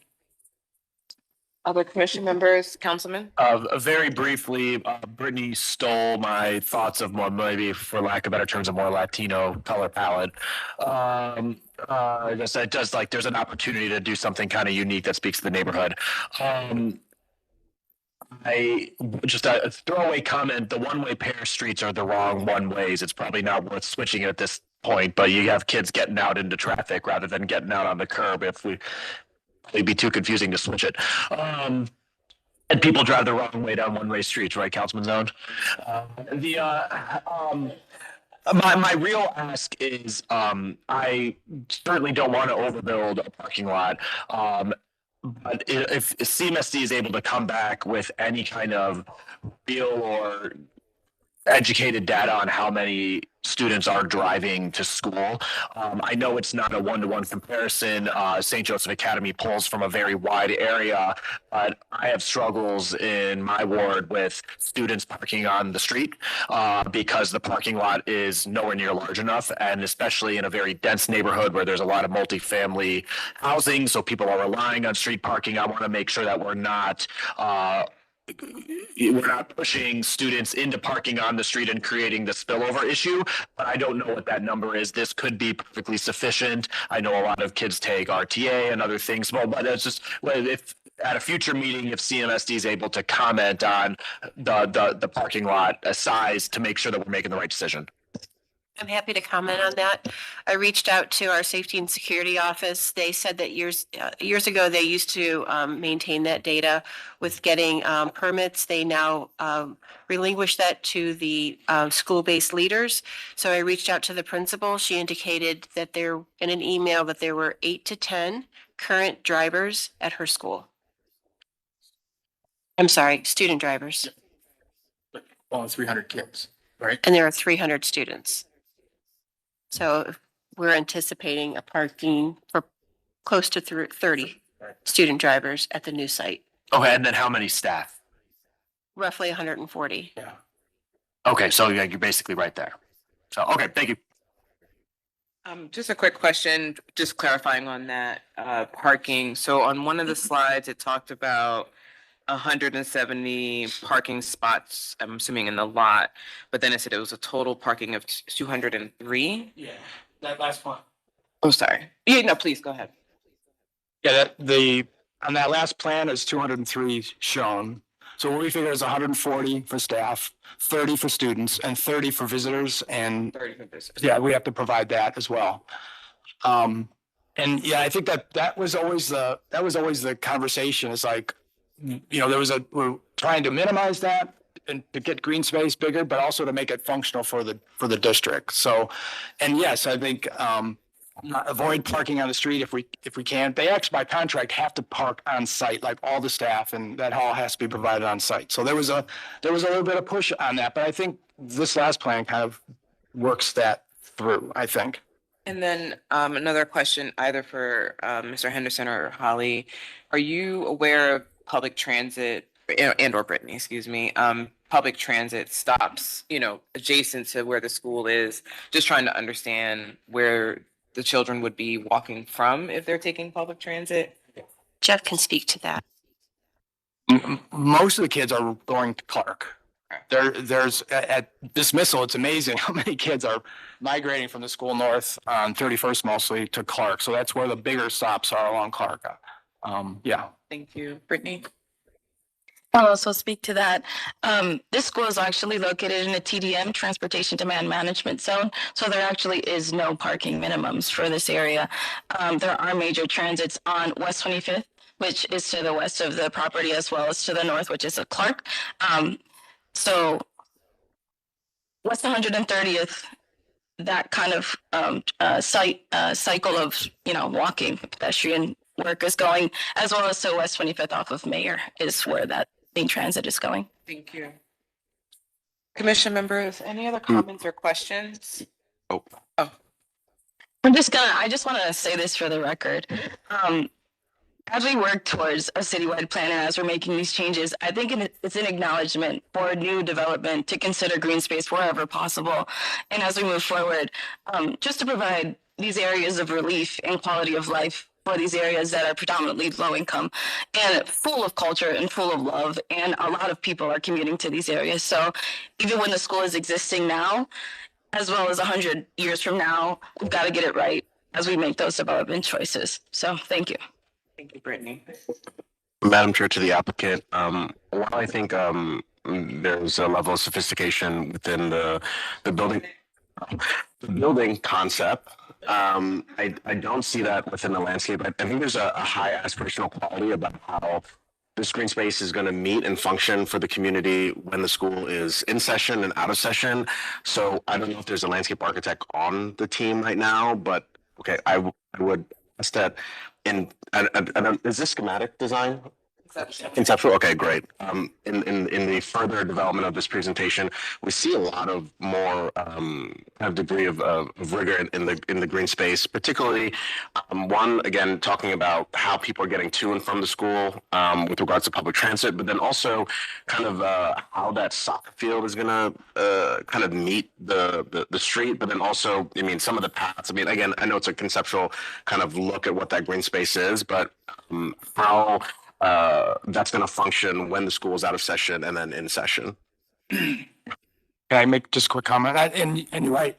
That's a conceptual idea of just, where we got the passive area, the active area and stuff like that. So there would definitely be more conversation, including in terms of like how they see that to happen and how that will influence how that ultimately gets designed.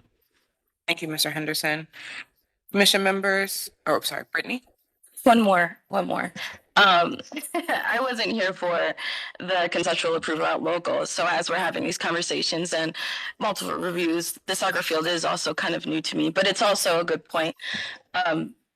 Sargent made. It's how that soccer field interacts with the school as well as the street. So maybe like some net guards of some sort or some protection to just take care of that. Thank you. Are we ready to make a motion?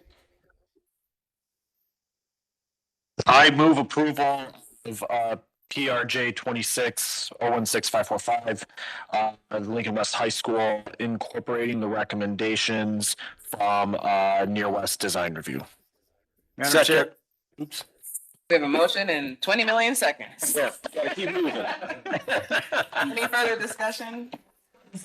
Hearing none, roll call, please. Anthony. Yes. Fluker. Yes. McCray Scott. Yes. Sargent. Yes. Blythe. Yes. Whitfield. Yes. Motion carries. Thank you all so much. Thank you. I'm just going to make a general comment. We still have a pretty hefty agenda. And so just asking folks, we're not going to rush you.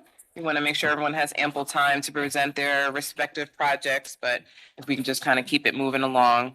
Our next item, still in Near West Design Review, is PRJ 26 unnumbered, the Art Garden, which is at 5004 Store Avenue. Mr. Dem, is that how you say it? Dean, excuse me. And sorry, I keep saying councilman. I can't undo it. Mr. Zone, sounds so weird. If you can both just state your name for the record, please. Matt Zone, Western Reserve Land Conservancy. I'm the Chief Advocacy Officer. Tim Deem, Western Reserve Land Conservancy. Thank you. Do you both solemnly swear to tell the truth, the whole truth, nothing but the truth for this matter and hearing under penalty of perjury? I do. Okay, awesome. And then you will have the clicker. Remember, a slight delay. Thank you, Madam Chairman and honorable commission members. It's my delight to come before you today for this project. Tim Deem is our planning design specialist, will be the main presenter, but I did want to set some context behind what you're about to see. Also on the call is the artist who will be doing art installations on these sites. Audio also goes by the name Black Brain. And Adam Gifford, I think, is on the call from Metro West CDC, who led a lot of community engagement for us. This project's going to happen along the Store Avenue corridor. It's an interesting corridor. It's a mixture of residential and commercial storefronts. Ario was secured one of the Transformation Art Fund grants. And so what you're going to see centers around 3 vacant lots that at the intersection of West 50th and Store, and Tim will explain what's happening there. But at the same time, Councilwoman Santana saw that there were a number of vacant lots along Store Avenue that was really holding the community back, and knew that our organization was repurposing vacant land and bringing nature-based solutions to the city. And so we applied for a transformation NTI grant, what's that? The Neighborhood Transformation Initiative. So many acronyms here at the city. And we were able to secure that grant. And we are going to then do complementary nature-based solutions around the art park and a number of vacant lots between primarily West 63rd and West 44th on Store Avenue. With that, Madam Chairman, I'll turn it over to my colleague, Tim Dean. Thank you. Thanks. Matt covered a lot of the general overview, but going back, I just want to review the project goals. So we want to enhance the art through the landscape design. So the art was coming first, and we're trying to add a nice landscape around it. We want to define public and private space. We want to enable flexible everyday and event use. Last summer, Metro West held a large art festival there, but most of the year it's going to be just a place for everybody to, everyday people to gather. We want to improve safety and visibility, align with the Store Ave corridor investments, such as the improved streetscapes, design for realistic maintenance, and create a neighborhood spark, someplace that kind of create a little bit more energy along Store Avenue. As Matt mentioned, the site is located at the intersection of Store Avenue and West 50th Street on 4 parcels on 3 corners of that intersection. This is what the site looks like today. This is the parcel in the northwest corner of the site. They're all very empty lots. There's some compacted soil on this. There's a struggling ailanthus tree on the corner. This is the parcel in the southwest corner, also very empty lot. There's an existing tree on the southern side there. And this is the existing conditions on the parcel in the northeast.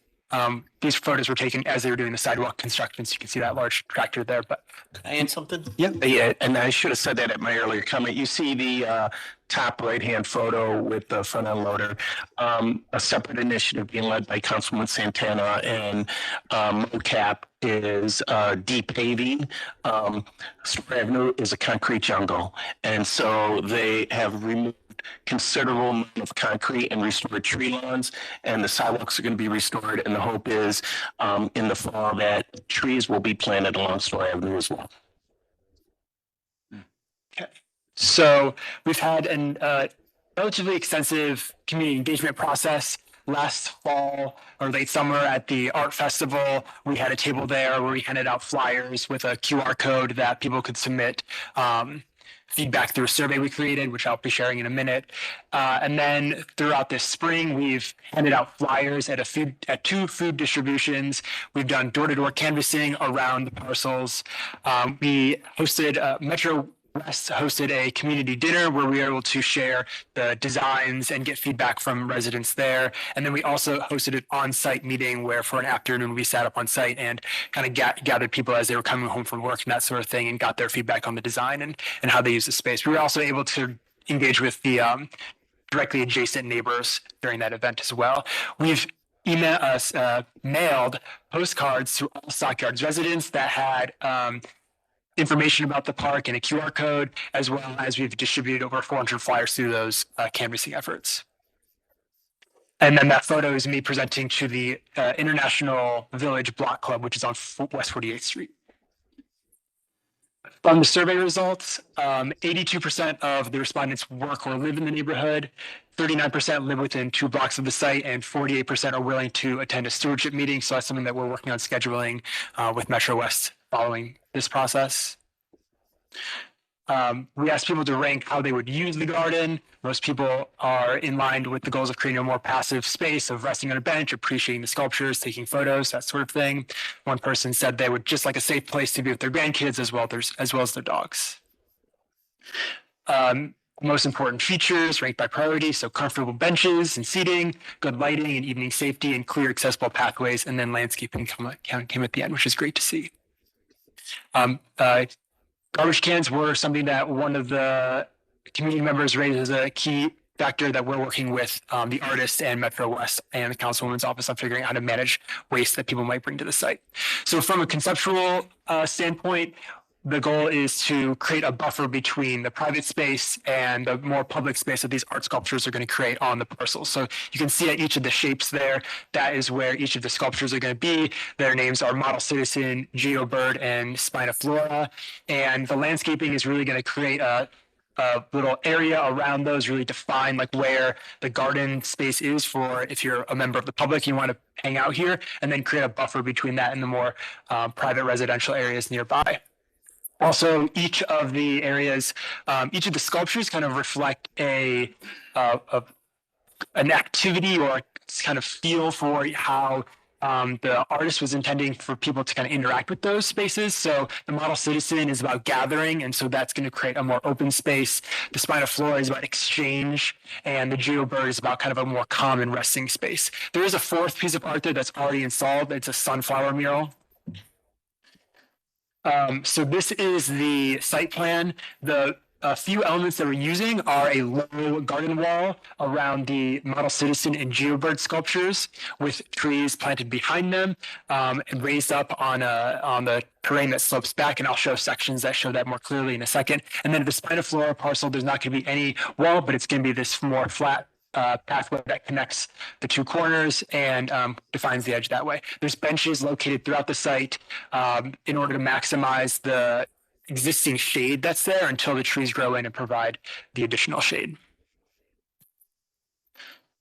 So at the Model Citizen sculpture, where again, it's more about community gathering and things like that, you have a very large opening where the low garden wall creates just like this really neat defined edge where people can really see like where the public space is and where the private space is. There's a privacy fence we'll install between the existing house and the landscape, and then trees as well. And you can see how that wall slopes. The terrain is kind of raised up behind that wall to slope back down just to kind of create a little bit more of a defined edge there.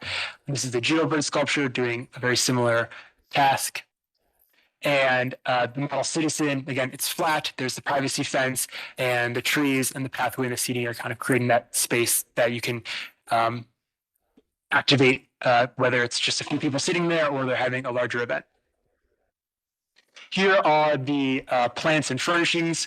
The landscape the trees we're selecting are going to complement the colors of the sculptures. So in fall, the Spiniflora is going to be this bright red color. So we're planting trees that are going to turn yellow in the fall. And the Model Citizen is kind of this yellow color. So we'll plant trees that turn red in the fall. And then the Geobird is again about resting and a little bit more calm. So we're going to plant greenish blue eastern cedars around there.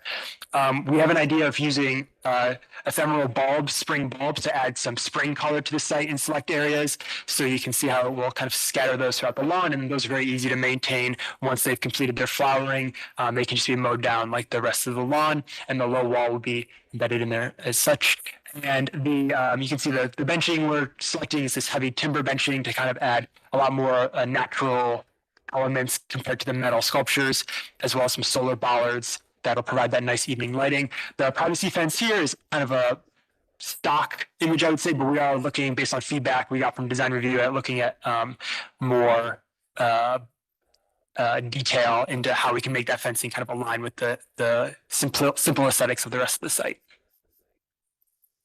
So here's some illustrations to show how kind of all those elements fit together on the site. You can see here the Model Citizen, that low wall creates that edge. There's a nice lawn space in the trees, complementing the colors of the sculpture. The Geobird, again, has that low wall, the daffodils in spring. And the Spiniflora shows that just the pathway walking through the space. So in the future, they'll have a nice kind of shady walk with some benches. And that is all I have. So thank you very much. Thank you, Mr. Dean. Brittany, anything you would like to add? This is a very exciting project coming to Stockyards. Again, it's kind of like an homage of what Clark Fulton is having. To see more green space in an area. I used to go to daycare about 5 minutes away from here, so I am very familiar with this area. Every morning, my mom would drive the street. So it's amazing to see this much change happen while I'm still here. So it's an exciting part of seeing that move forward. I think the community engagement is fantastic. I think working with the CDC is wonderful. We walk the site, we discuss like what potentials look like. outside of the green space as well on commercial corridors and basically seeing development infill some of those vacancies that we see along this Talk Harris neighborhood and store specifically. It's very exciting. One of the things that I would like to see in this area and outside of this is safety components on the street. It would be nice to see either city or the council person work together to maybe have some safety components so that people could slow down, first of all, for children and people crossing those streets, but also slow down to see what's there. Like, I feel like Store has become a pit stop street. So it's one of those things, let's slow down, let's take a break. And this is one of those moments that passive space is just as important as active space. So having that moment to take a break is wonderful here. And it's in the middle of Store, so thank you. Thank you so much. Madam Chairman, could I make a comment? First of all, just a point of privilege. Director Mercerman, it is so refreshing to work with people like Brittany, who bring it every single day and the passion she exudes. So really love working with your team. We are talking with MoCap actively about the intersection of 50th and Store. Now that there is infrastructure work being done and depaving, can we do some little cool features and maybe do a painted crosswalk and a splash of color that takes people a moment to pause and look at that area? So great points, Planner Brittany, and we're going to continue to maybe evolve those concepts. Thank you, Mr. Zone. Anyone present here for public comment? There? Tara? Thank you, Chair. I know I'm not the public. I'm the public art coordinator on staff for those attending. I want to say I was not aware of this project, for the record, until a staff meeting about a week ago. There are elements of it that I'm aware of. I did know that the model citizen and bird sculpture were in the queue to be coming to you all for approval at some point. I know that Spina Flora sculpture got conceptual approval in August of last year. I'm not sure where the lapse happened, but with that said, I'm very excited about what I'm seeing here. I think that IDL sculptures will really enhance the beauty of the park, and the park will also enhance his sculptures.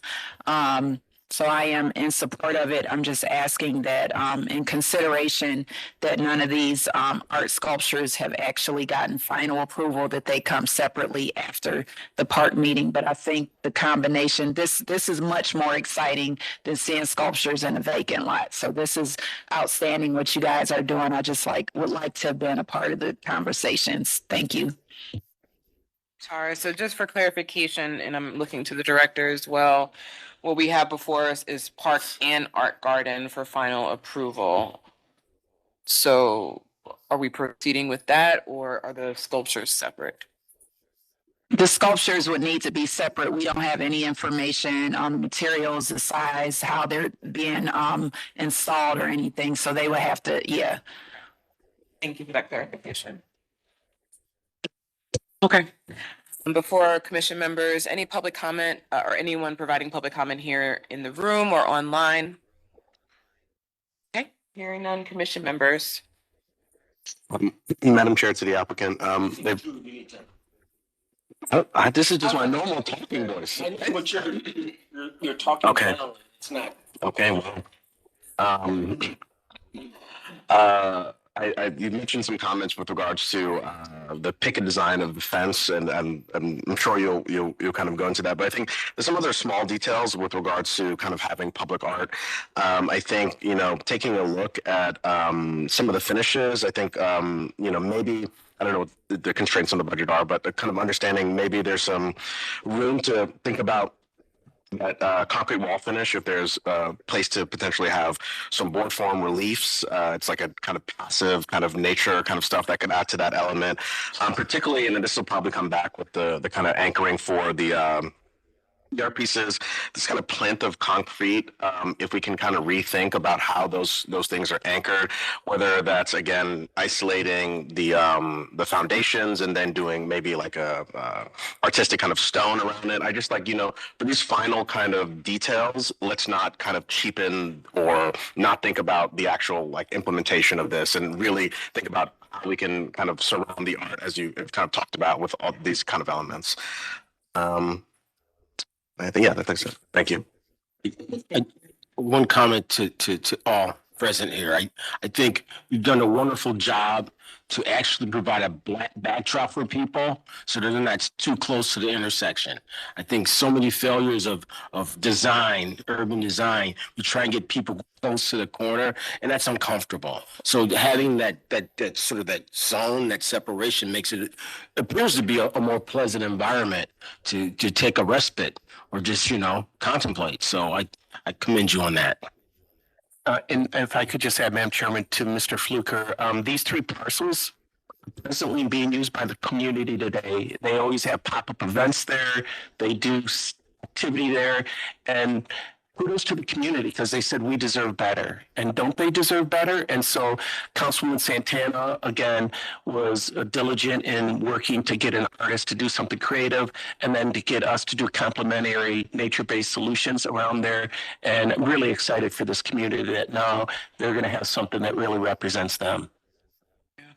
Mr. Zone, that actually relates to my comment. I know we have a representative from the CDC here, you know, just that continued activation, right? So I think part of what Brittany, you were lifting up about the safety component is there has to be orientation, right? There's organic orientation to the space, but there also has to be intentional, right? And so how are our neighbors being brought in to be thought partners, not just users, right? Because I think there's a different orientation. And I think the stewards that, you know, represent the different organizations in the community can help foster that, right? It's not just about the end experience, but how are we inviting them in to contribute to what does this activation look like? And like you said, it's already happening, right? And so it's not like the energy and the excitement is not there, but I think honoring and respecting that this is their neighborhood and we're not the ones to tell them what activation looks like alone. Madam Chair, just a point of clarification to you all. What are free flowers? Is that some metaphysical statement? I mean, I don't know what free flowers mean. Sure, I can speak on that. That means that they're floating. No, I'm just joking.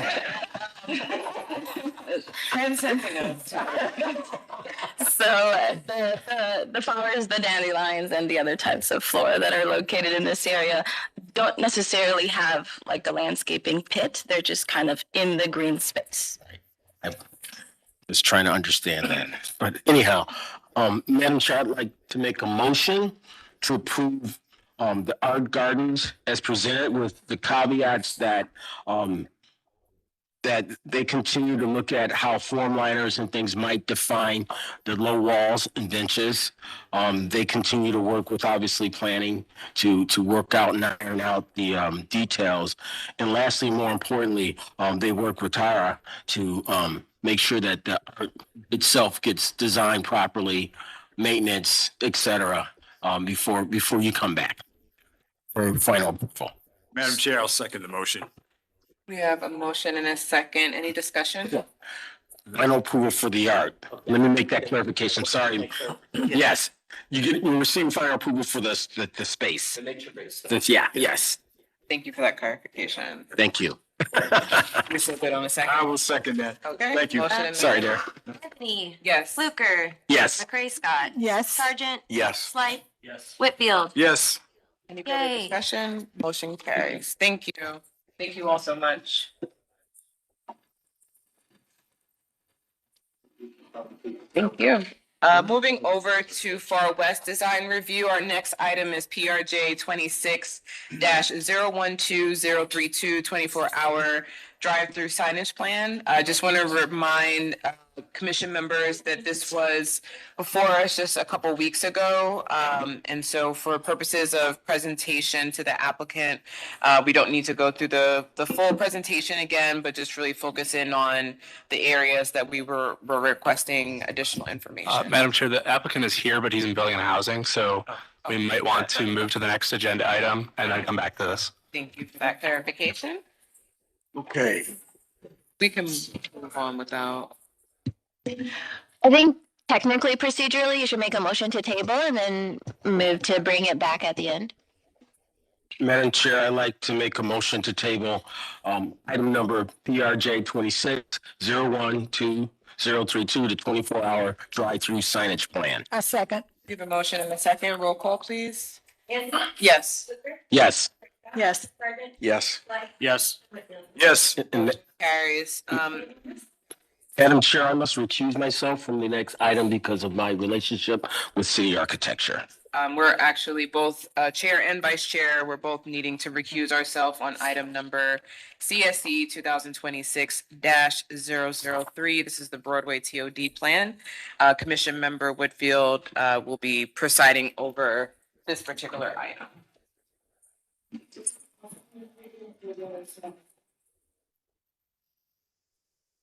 Use it first time.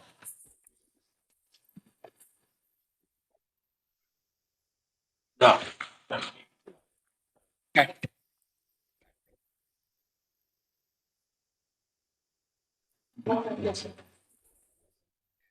Thank you.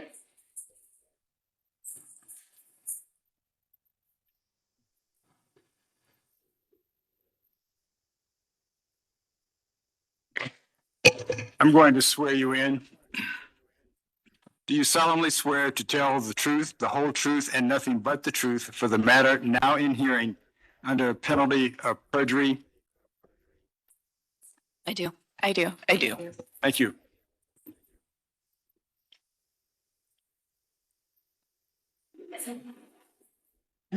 Yeah. Who's Good morning. It's still morning.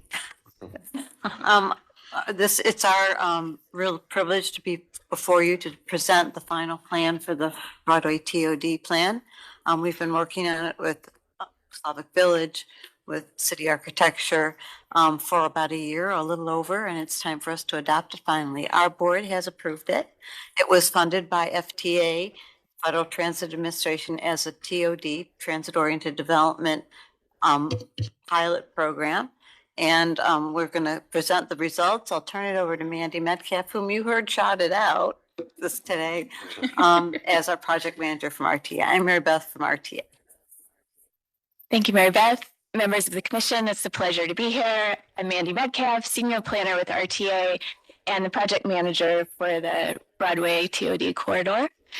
The Broadway TOD corridor is one of our priority corridors, and these are corridors in which we work with the community to prioritize investment, both in TOD and also in transit. Next slide. So what is transit-oriented development? It's development that's specifically designed to improve transit ridership and create sustainable communities by locating people and destinations close to transit and connecting them to transit through a safe, convenient, and pleasant walk. So they typically feature increased density, mix of land uses, less parking, buildings oriented to pedestrians, and pedestrian and bicycle connections to transit. And there are many benefits to this type of development, including mode shift, which results in reduced vehicle crashes, increased accessibility, environmental impacts are lessened.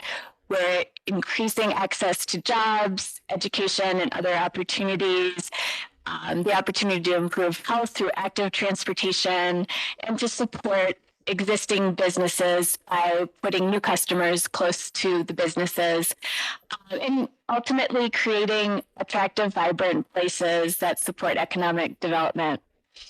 So we're looking at the potential for bus rapid transit on this corridor, and RTA believes that the Broadway corridor is a strong candidate for bus rapid transit, which is basically bus service and infrastructure that positions bus transit more like rail transit in terms of convenience and reliability.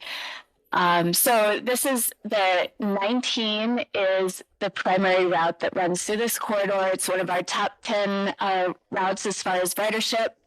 And it together with the other 5 bus routes that either cross or continue along this corridor result in more than 7,100 weekday daily passenger trips through the corridor. And this corridor does have reliability issues that can be solved with bus rapid transit, including strategies like dedicated bus lanes, consolidation of stops, signal priority, and as well, it's a corridor that has a lot of TOD potential, as you'll see in the presentation. And I'd like to give Crystal Sierra with Slavic Village Development a moment to say a few words. We've worked very closely with them on this plan as they develop their master plan.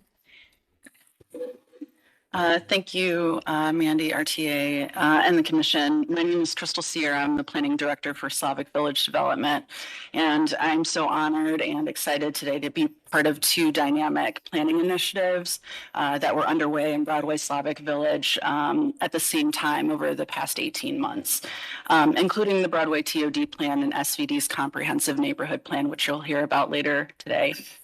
While SVD's focus was on the broader Slavic Village community, the RTA team focused on the Broadway Avenue corridor with an emphasis on transit supportive development that enhances road safety for all users, contributes to lowered carbon emissions through bus rapid transit, connecting multiple modes of transportation like walking or biking, enhancing the corridor environment, built infrastructure, placemaking, bike and pedestrian amenities, and aligning with our goal of transformational neighborhood development that is modeled by shared leadership, co-decision making, and community empowerment that is so authentically Slavic Village.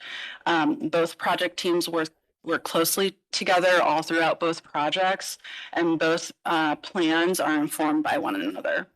It's my absolute pleasure to support the RTA's Broadway TOD plan, and I'm so grateful to have worked with an amazing planning team at RTA and City Architecture as well.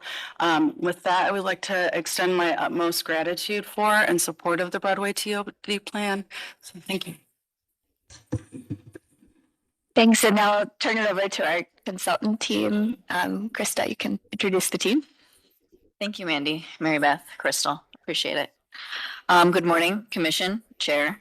My name is Krista Pisarchuk. I'm Senior City Planner with City Architecture. With me is Michelle Bandy-Zalatoris, also from City Architecture. And we are representing our project team that included Neighborhood Connections, who was our engagement outreach team, Urban Partners that led a market analysis.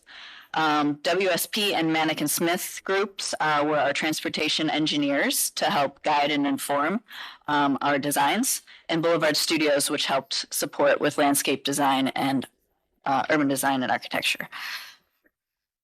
So I'm going to just quickly go through our process. I'm going to try to summarize briefly. It is a 200-page report. There's a lot of material in it. I will not be going into that much detail today, but it is available if you need to flip through. So we had a very layered approach to our engagement. We connected with the community to build a vision and worked with RTA, Slavic Village, and built a very broad engagement strategy. You can see that we focused on a lot of diverse groups to make sure that we had all the expertise in the room that was needed to support and inform decisions.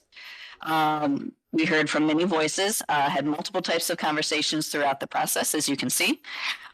We also, as you heard, worked with Crystal at Slavic Village and the Smith Group team so to ensure that there was alignment across concurrent planning efforts.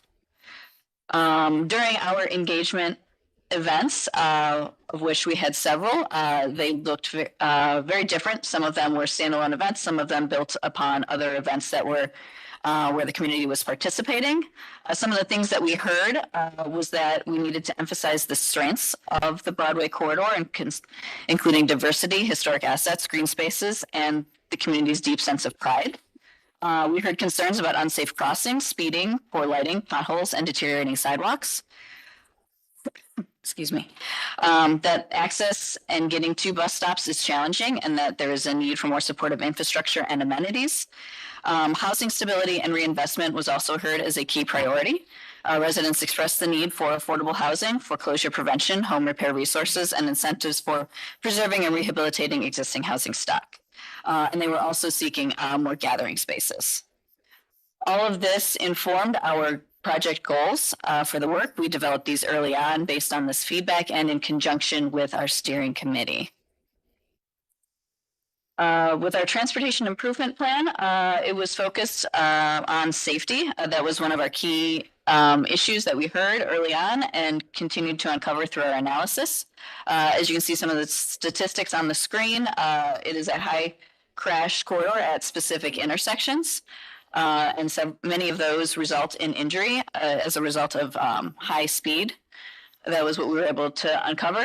We looked at data from Cleveland's Vision Zero study and overlaid the Cleveland Moves Vision Network so that we could understand opportunities for improving safety and mobility for all users.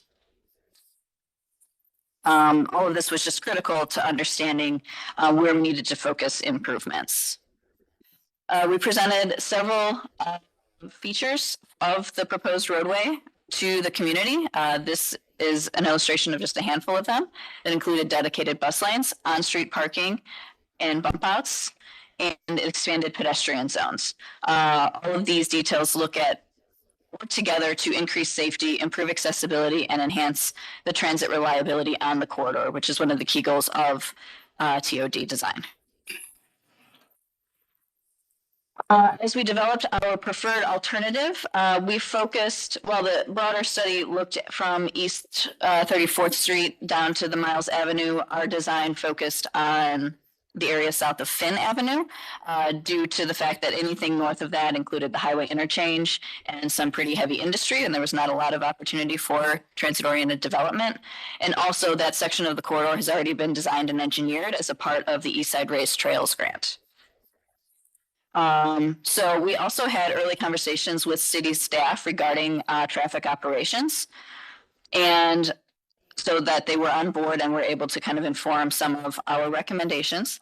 And then we also looked at funding opportunities very early on in coordination with RTA, understanding that anything that we propose ultimately needs to get funded. So we use those parameters as a part of our design so that we were working within them. That is how we wound up with over 50% of the corridor having dedicated bus lanes. That is something from the FTA grant, Small Starts, that RTA is looking to pursue to move forward with this design. Here's a detailed look at just one of the intersections, just to give you an idea of some of the lane configurations that we're looking at. The green indicates where we are looking to expand the sidewalk and create some bump outs and narrow the roadway to calm traffic. It also provides opportunities for wider, more amenities, wider bus shelters. And then there's also sections where we have on-street parking, dedicated bus lanes, and the like. Some of these things, including the bump outs and potential for raised platforms in key areas, helps to speed up boarding and improve the efficiency of the bus route moving forward. We had conversations early on with the RTA operations team regarding stop placement and some of these designs to improve efficiency and reliability. Ultimately, we arrived at reducing the number of existing stops along the corridor by about 32%. This will while this increases the distance between stops, it's very minimum, and it will help to improve that bus efficiency and reliability that people have been asking for. The colored dots on that map are indicative of where those stations go. This is a family of stations that we worked with the community to design. It includes many amenities that we heard from them that they are looking for at waiting areas. And all of these prototypes have been designed following RTA standards and for layouts and clearances. Our team conducted a market analysis, and we used this as an opportunity to collaborate with the Slavic Village team. Early on, we provided the full report since our process was ahead of them in progress. We provided the report to them and all of our data early on, just as a good faith effort to be a team player, to share resources, reduce redundant efforts, so that they wouldn't have to do quite as heavy a lift on that and could use the data to inform their work. One of the takeaways was from the retail market, the commercial. These are some of the categories that are lacking in the neighborhood that could be proposed for infill for some of the storefronts and lots that could be built upon. And that these are things that we saw that people are going outside of kind of the area to acquire from the neighborhood that they could potentially be getting here. We also did part of the study was included looking at the housing market. Not a lot of surprising information here. This aligns largely with some of the trend in similar neighborhoods in Cleveland. The median sales price is low. A number of investors are in the area owning some of the properties. So there's a real need for kind of some home ownership locally in the area. Ultimately, we established, based on the market, a phased growth framework for which that we could stabilize housing in the neighborhood and the commercial market. There are some projects that are emerging, but because of the market conditions, there's a need to build stability in layers. This way we can decrease our dependency on subsidy over time. The first step for us that we see here is reinvestment in the existing buildings through renovation programs and adaptive reuse, particularly of our historic fabric. And our goal here is to focus on one area, kind of create a critical mass, get that area stabilized, and then move on to the next, kind of building upon that energy. And so what I'm going to do here is I am actually going to turn it over to Michelle to go through our land use and development plan that details kind of some of this phasing. Thank you, Krista. Good morning. The land use and development plan really builds from the findings of the market study, community priorities, and the transportation plan. Next slide, please. Station locations identified in the transportation plan informed area nodes for focused investment. These emphasize and build upon the value of transit-oriented development while creating points of connection to the greater neighborhood. A detail that really positions Broadway well for transit-oriented development is the opportunity presented by 22.5 acres of publicly owned vacant land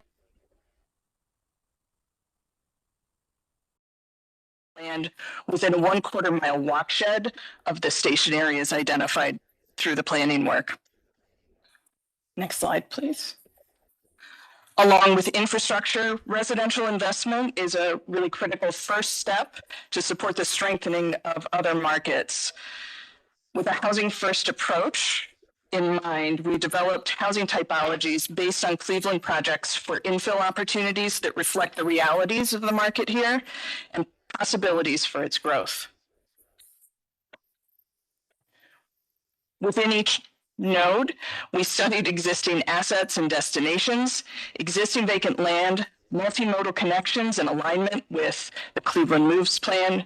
We conducted detailed watershed analysis, including sidewalk conditions, presence of crosswalks, lighting and pedestrian experience to inform recommendations and guide neighborhood infrastructure investments. This created the basis by which we explored development recommendations for focused investment reflective of neighborhood needs identified in the market analysis. The Pershing development nodes vacant land assets provide a unique opportunity to create a dense and walkable neighborhood district along the corridor with new multifamily and mixed-use buildings that complement unique neighborhood assets and historic structures. The East 55th node represents the downtown of the neighborhood and prioritizes building on the unique historic character and urban fabric of the district. Within the phased growth framework that Krista described, this represents the recommended first node for focused investment, shoring up the historic structures with new uses and supplementing with smaller scale infill. Because of the importance of this node, the team presented the project to the Landmarks Commission as part of our process. The Union Etna node provides an excellent opportunity to highlight a balanced approach to mobility. Adjacent parcels include opportunities for some larger scale residential development as well as or commercial development, depending on neighborhood plans. And there's a confluence of multiple transit lines here, as well as the spot where the Morgana Run Trail crosses Broadway Avenue. This creates an opportunity to highlight the multiple modes with a trailhead style transit station area and traffic calming details. The Fleet node combines a concentration of neighborhood services with larger scale residential opportunities.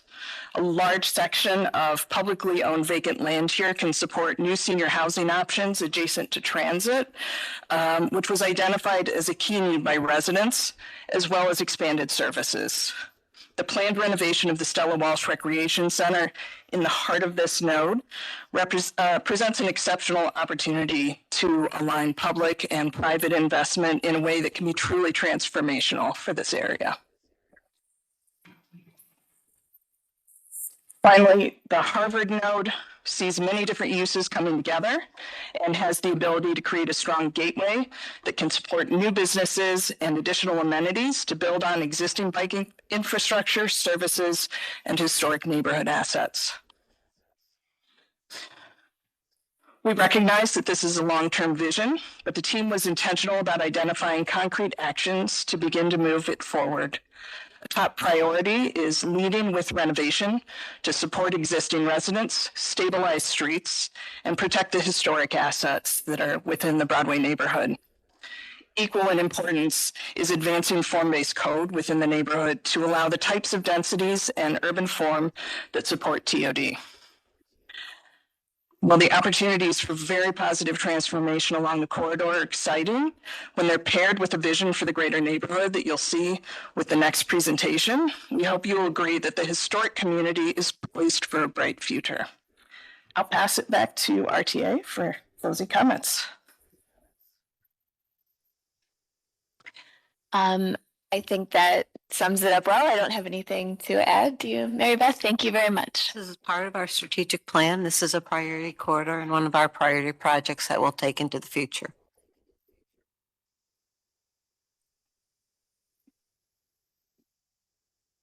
Okay. Thank you. Great presentation. I will open the floor up for comments from the members. Through the chair to the presenter, I noticed that you have eliminated 17 stops. So my feeling is a lot of the stops are for the convenience of the residents in the area. So have you measured the distance between stops now? What is the average distance between the stops since there was some elimination? Yeah, we have a slide on that to get you the exact numbers. We very carefully considered the stop placement and spacing and worked very closely with our service planning department. to really focus the station areas at key destinations where we know that people are wanting to get on and off, and also to not spread them so far apart that the walk is within a quarter mile of the corridor is much greater than the existing walk. So the stops are very closely spaced currently, so spreading them out a little bit does not significantly increase people's walk to the corridor within that first quarter mile area. So it looks like the proposed distance is 1,000 feet approximately. Okay, and just some note, because in some of these areas you have seniors and handicap residents, so I hope that you're taking that into consideration when you are relocating or eliminating some of these spots. Yes, thank you. That was an important consideration. Had many meetings and workshops on stop spacing, just to let you know, just for that concern. Okay, thank you. To the chair, this is more of a question for planning with regards to kind of some of the emphasis made on development strategy. How does that tie in with like zoning and kind of the planning department's kind of view in terms of, I mean, we're kind of formally adopting this plan, but would love to hear from staff. Sure. Kenya Gray is coming up to the table, but I will say that's also a very helpful segue into the neighborhood plan that is coming next that does have zoning recommendations. So you'll hear a lot more about that in addition to what Kenya wants to share now in the next agenda item. She let the cat out the bag. We got the master plan for Slavic Village coming up right after this, so this blends very well into that, and that has more of the specific answers that you're looking for. A good answer to your question. Sure. Yeah. Okay. Member Snyder?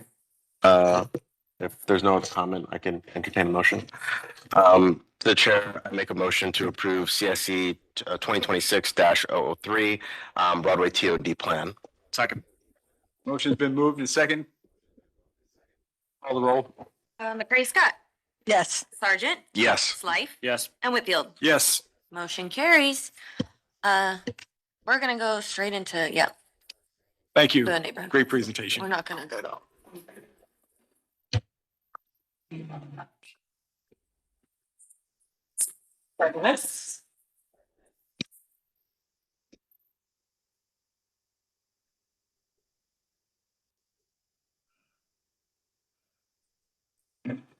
Hopefully you all were kind to our colleague. So where are we at? We should be on Slavic. All right. Thank you all. Thank you, Mr. Whitfield. Our next item on the agenda, we're in Southeast Design Review. This is CSE 2026-004, Slavic Village Neighborhood Plan. We have the CDC represented and Smith Group. Yes, right here. Thank you.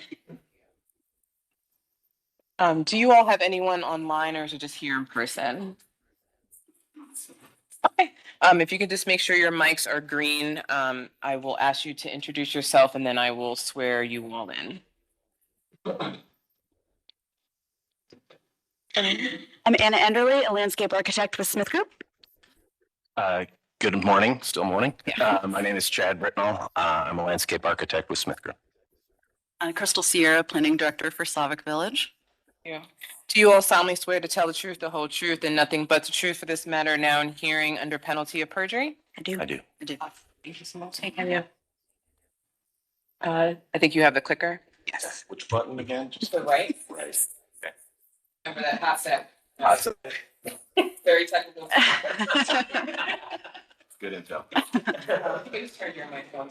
Thank you. And now it's this button here. You said red. They're all. Hi, good morning, everyone. My name is Crystal Sierra, and I'm the planning director for Slavic Village Development. We're excited today to present to you the culmination of a project that began as just an idea in 2022 and really gained legs as a result of RTA's TOD plan for the Broadway Avenue corridor. I'm joined today by SVD's planning consultant team, Chad Britnall, project manager and landscape architect with Smith Group, and Anna Enderly, landscape architect with Smith Group. I would be remiss not to call out some of our supporters and champions for this project, starting with Cleveland City Council members, Richard Starr, Kevin Bishop, and Deborah Gray. I would also like to highlight the incredible amount of collaboration and support that we've received from the City Planning Commission, Kenya Gray, Cleveland Department of Economic Development, Cleveland Landmarks Commission, Greater Cleveland Regional Transit Authority, Mandel Foundation CDCLP program, the Cleveland Foundation, Ohio Arts Council, and many others.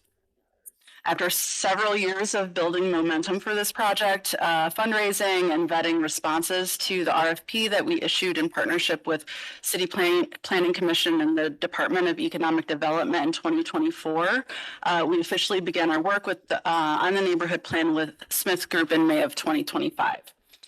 This will be the first comprehensive plan that Broadway Slavic Village has had in over 20 years, and the first neighborhood plan for Slavic Village that contemplates land use and form-based code as a foundational tool for community revitalization.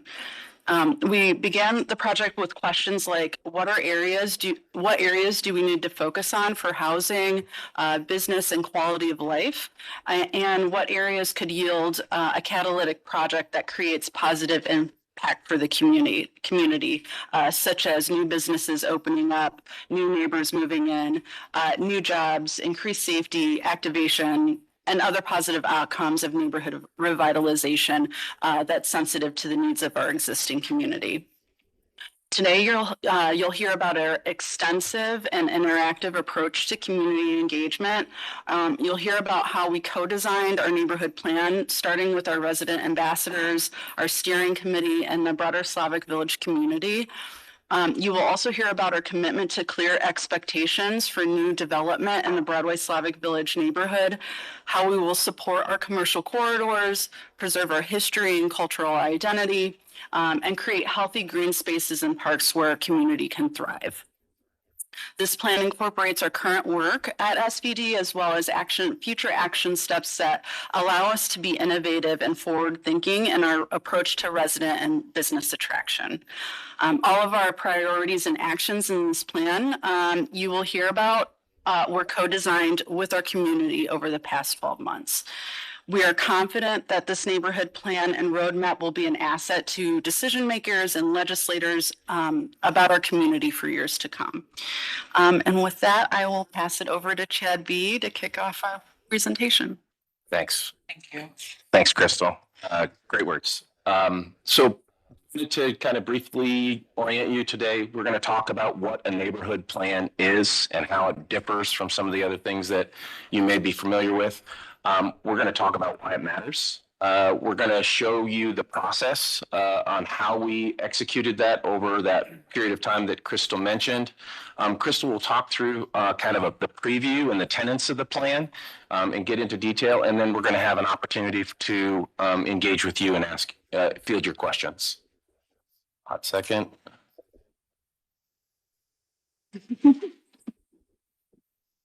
Try it again. There it is. All right, so Crystal mentioned throughout the process, everything we've done over the last 12 months has included how we engage with our community. And we had slides like this. And when you engage with the community, it's about how you connect with people and making sure that they have ownership in that. Acknowledging and recognize them. We really developed a tremendous kind of rapport with so many of the residents, and that really complemented this process. So what is a neighborhood plan? In short order, this is really a guidebook, a framework, if you will, that's going to help the city and Slavic Village as they're considering future development in the neighborhood. It'll help us to kind of make informed decisions about future development, investment, and then also how to support residents through existing and future programs. Why does that matter? Well, through these different buckets, this is why it matters. For the city, right, this is that framework. It is the type of planning and the type of process that we need to demonstrate to the through with the citizenry, that they've been engaged and it's on the right trajectory through a public process. This is a plan that is gauged for 10 to 20 years, and we'll talk about what that horizon means for this project. It also helps us align decision-making with capital budgets and future projects. For folks that are working or are developing businesses in this corridor, or in this neighborhood rather, it helps them to identify where are those priority areas. You heard about some of those in our last plan, and how are these going to line up? And then really, what are the strategies available to those individuals as they try and develop profitable businesses? For our development partners, that's also very similar. Where are we, and should we start, and why?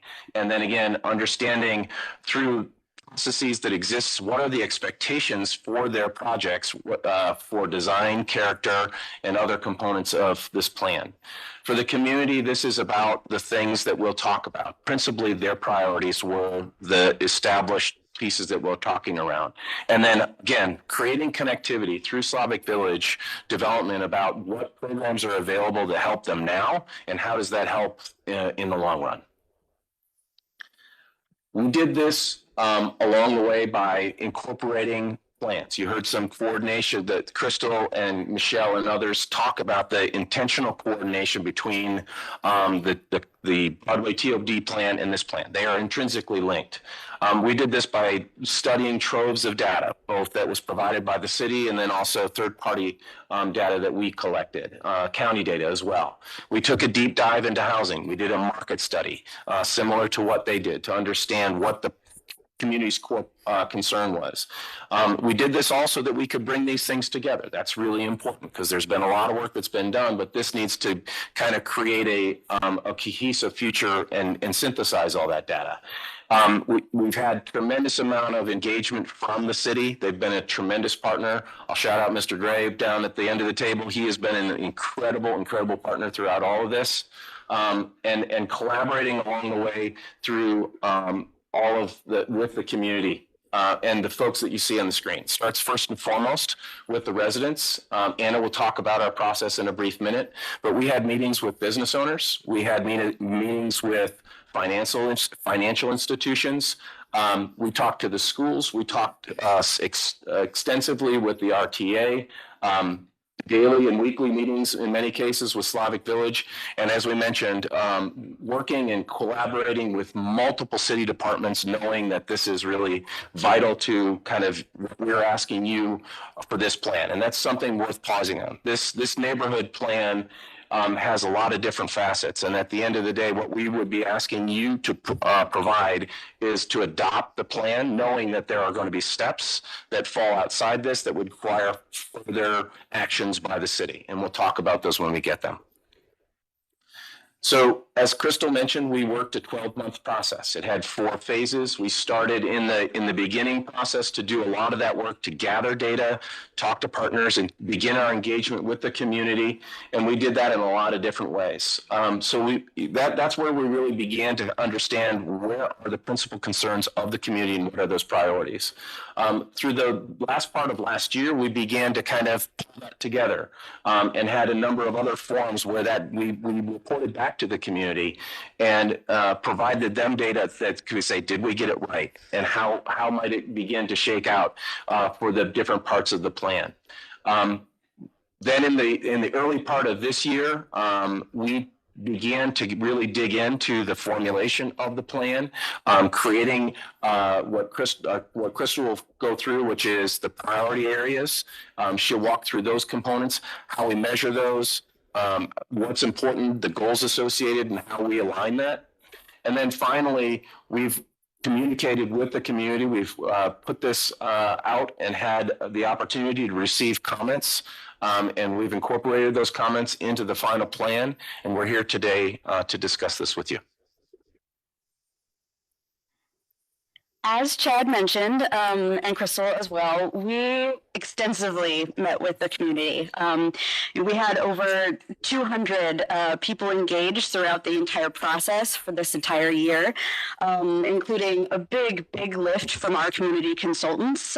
These were members of the community who went out and held pop-ups, met at block clubs, came with us to various events. And a big component of our public engagement process was to meet the community where they were.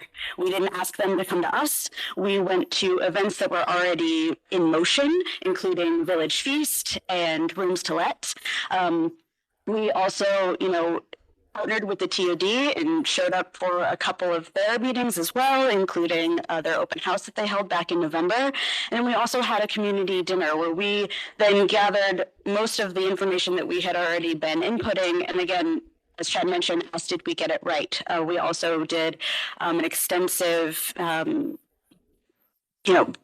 catalytic site development exercise with them during this community dinner as well.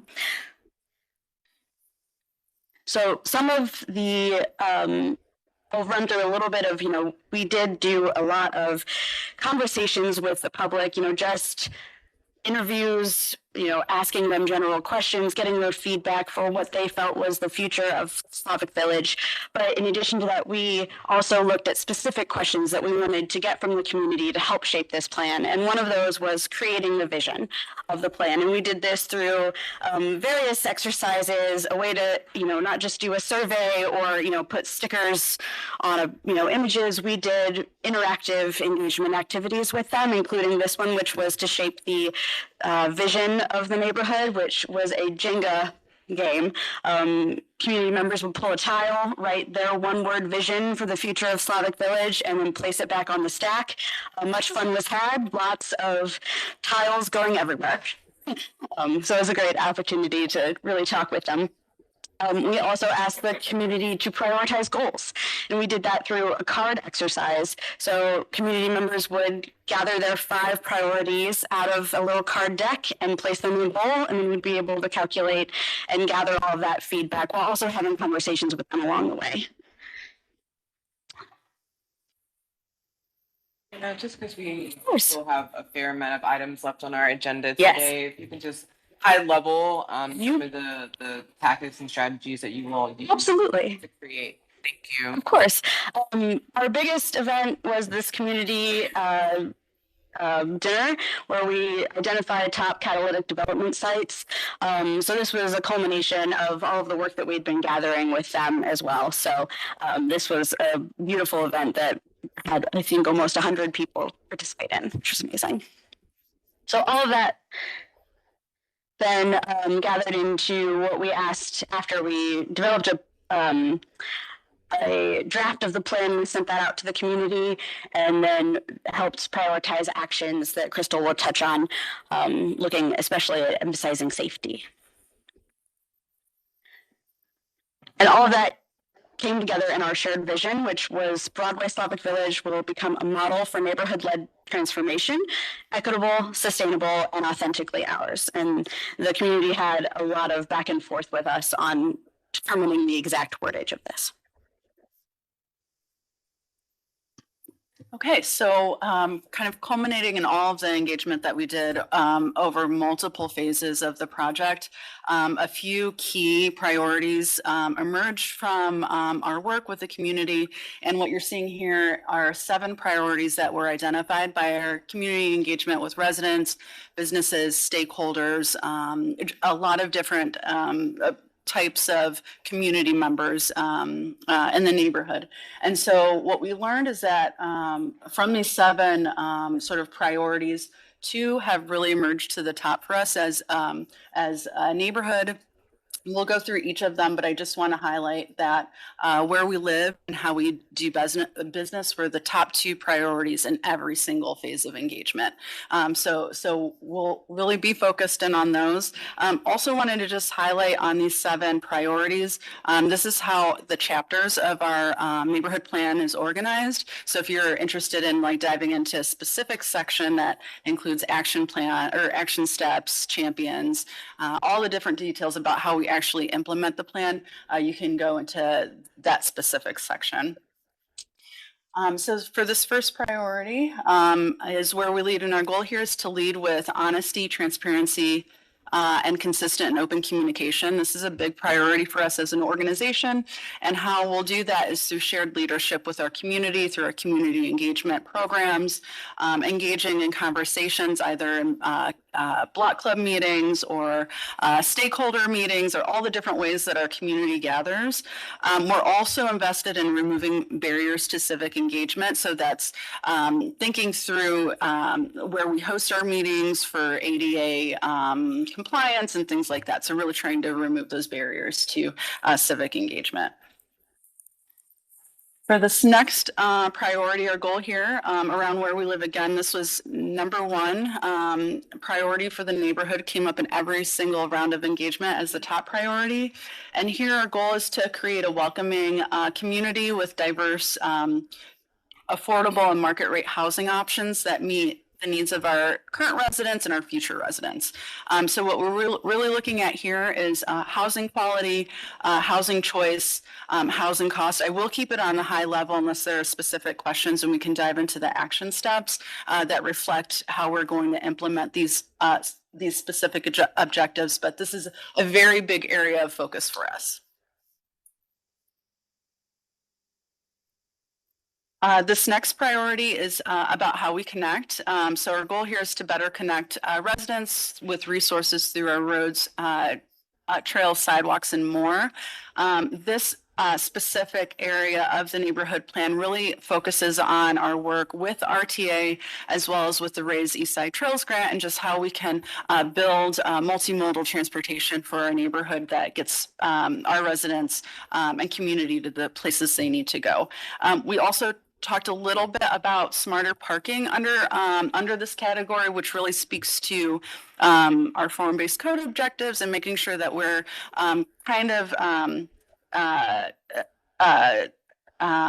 respecting and preserving the character of the neighborhood while also allowing for parking options where required and needed. This next category talks about our green spaces and parks, and our goal here is to provide cleaner, greener, and safer spaces for recreation, learning, and enjoyment. And so for this priority area, we're really leaning in on our partnership with the Cleveland Parks and Rec department, as well as the Cleveland Tree Coalition and the Parks and Green Space Coalition. So really leaning in our partners about how to improve the quality of our park system, as well as connecting our open spaces. Slavic Village is rich in green assets, so taking care of those spaces is really important to our community.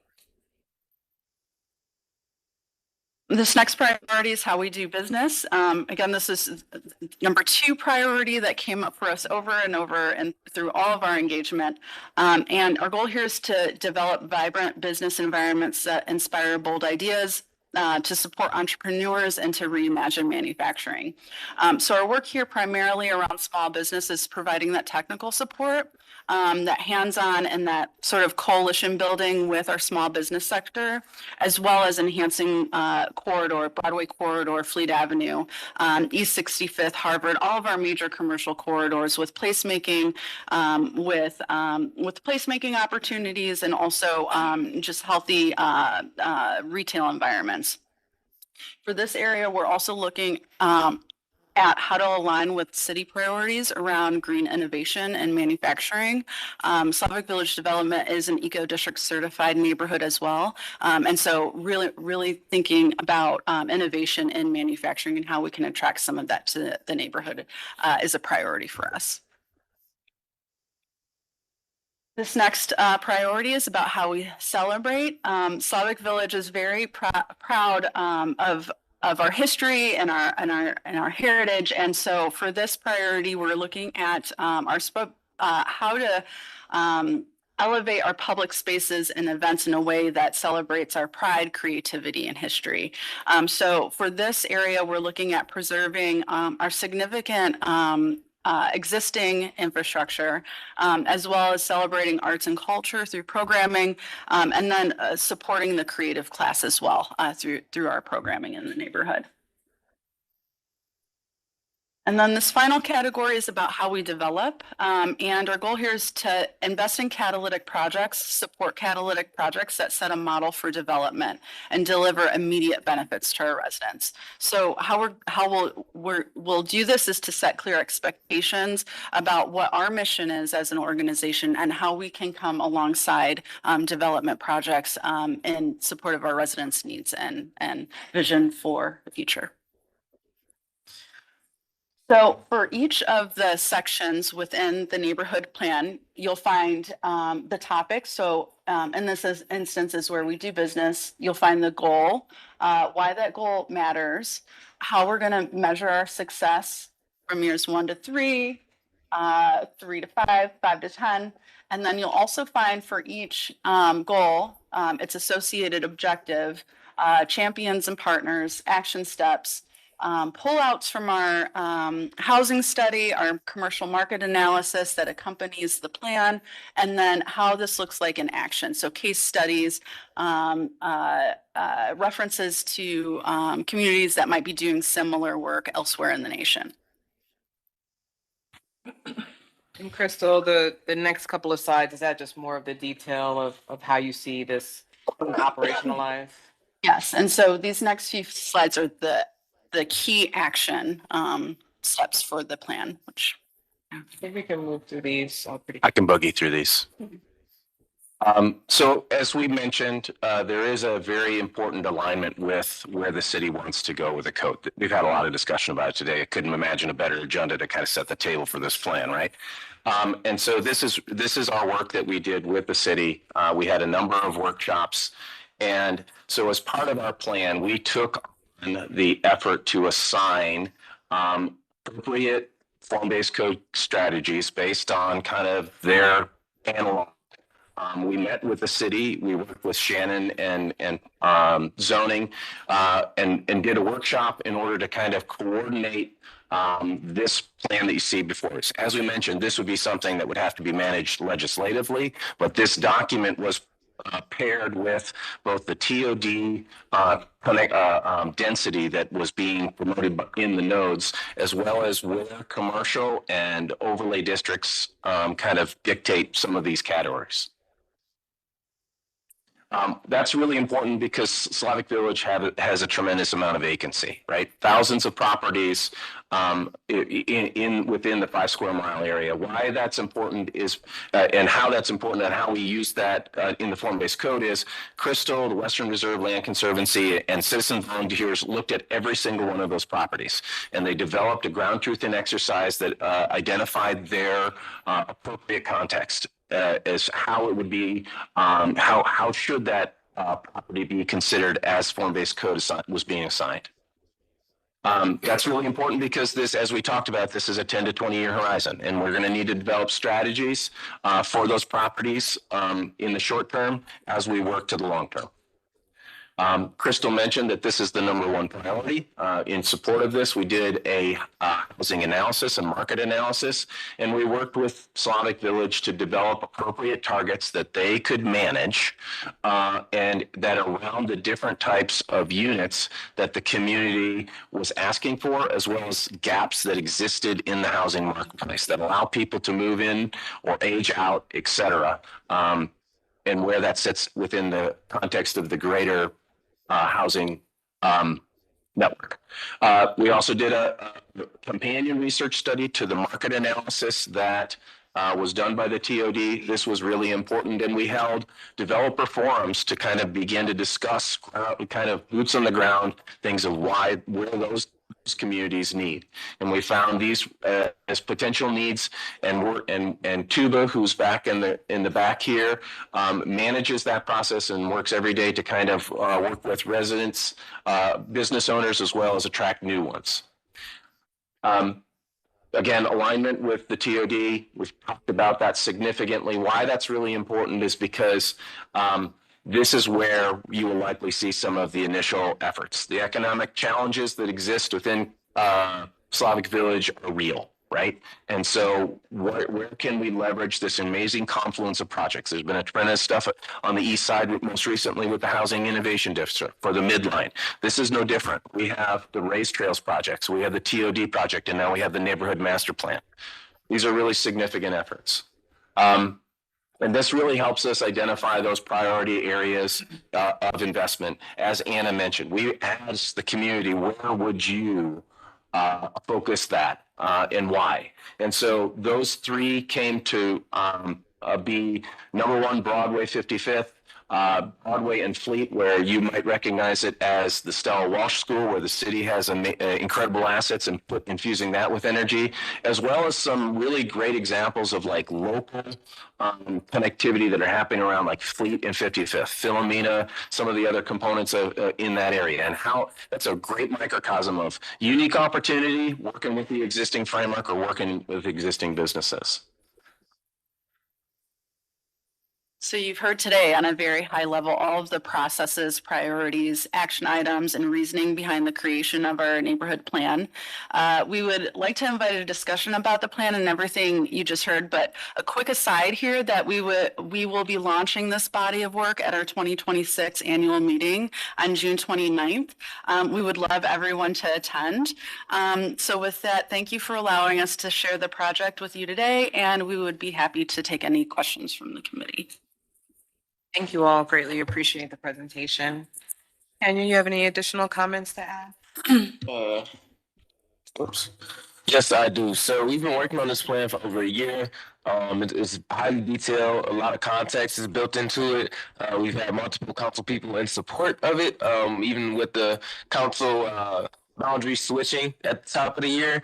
We've had consistent participation from council, and I have also been a participant in a lot of the community meetings. I've led a couple with Chad, with Smith Group, with Crystal, with Slavic Village. So I'm in support of it. This neighborhood was hit really hard by the 2008 housing crisis. So I think this is a great opportunity for it to come back. And this paired with the TOD master plan, I'm sorry, with the I'm sorry, there's a lot of plans in my head. With this fair, with the Broadway TOD plan, I think they go hand in hand and will really help implement change in this community. So, Before commission members opine, anyone present here or online that would like to provide any public comments related to this master plan? Okay, I want to open the floor to my fellow commission members for any comments or questions for Anna, Chad, or Crystal. no, maybe just a general comment, and I don't know if Director Mersman can opine as what I think is, obviously everything's great, but I believe there's an opportunity to advance form-based code if in fact neighborhoods are developing plans. Maybe that's the requisite requirements to include that, so that, obviously you'll have the consultants, but I think there could be a way to advance this a lot quicker than waiting for our consultants to sort of like visit every neighborhood. Just thinking, that whole business model could sort of change there. So I'm gonna stop there. Before you respond, Kylie, just to kind of opine with Commissioner Fluker, it does set an interesting precedent in terms of kind of this maybe strategy that neighborhood plan kind of looks at form-based code and then informs the city that this is what residents are doing, as opposed to the city looking at the existing code and kind of figuring out what they would like to implement. So would love the comments on that. Yeah, thank you for both of those comments. This plan, I think, sets a very good example and model in a lot of ways, especially, we've talked about the combination between the land use planning, the market studies that inform that, and the transportation, public infrastructure, public agency planning. Also, as you highlight, it does really tee up the city to do some of the more governance related things that are founded on strong community engagement and resident input in a way that is, we don't have that opportunity in every neighborhood, and we don't have a partner in every neighborhood that is able to tee us up to take those steps in a way that has such a strong foundation. because we don't have that in every neighborhood and timelines are changing, I see this more as a back and forth conversation and not a one size fits all approach to how neighborhood planning or zoning recommendations roll out, but rather when timing aligns, partnerships align, interest aligns, we can move quicker, I think, to your point, August. This also is a helpful time and a good conversation piece as we think about comprehensive planning citywide. And, this commission has seen the Parks and Rec Master Plan, Cleveland Moves Transportation Plan.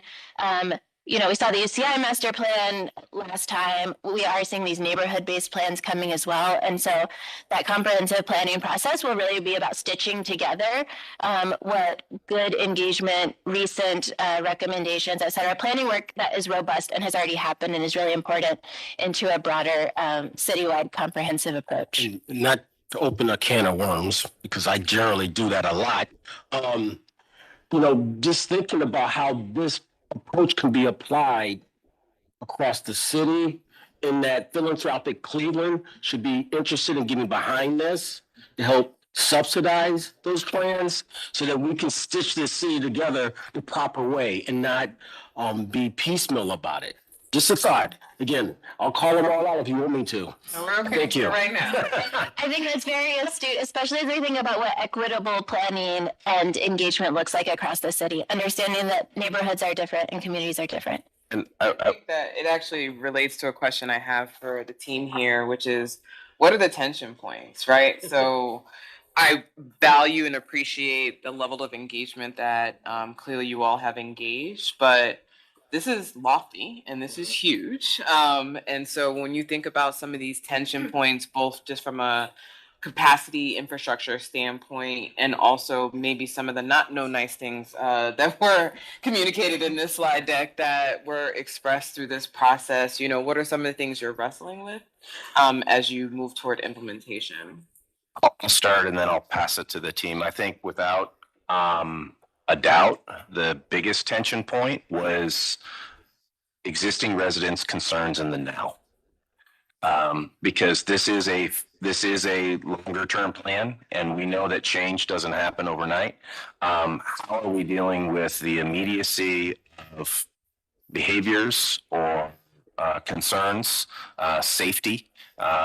Those are real, right? And so that was without a doubt the number one tension point, because it's very difficult to talk about a future if you're dealing with things that in the citizens' minds need to be addressed today.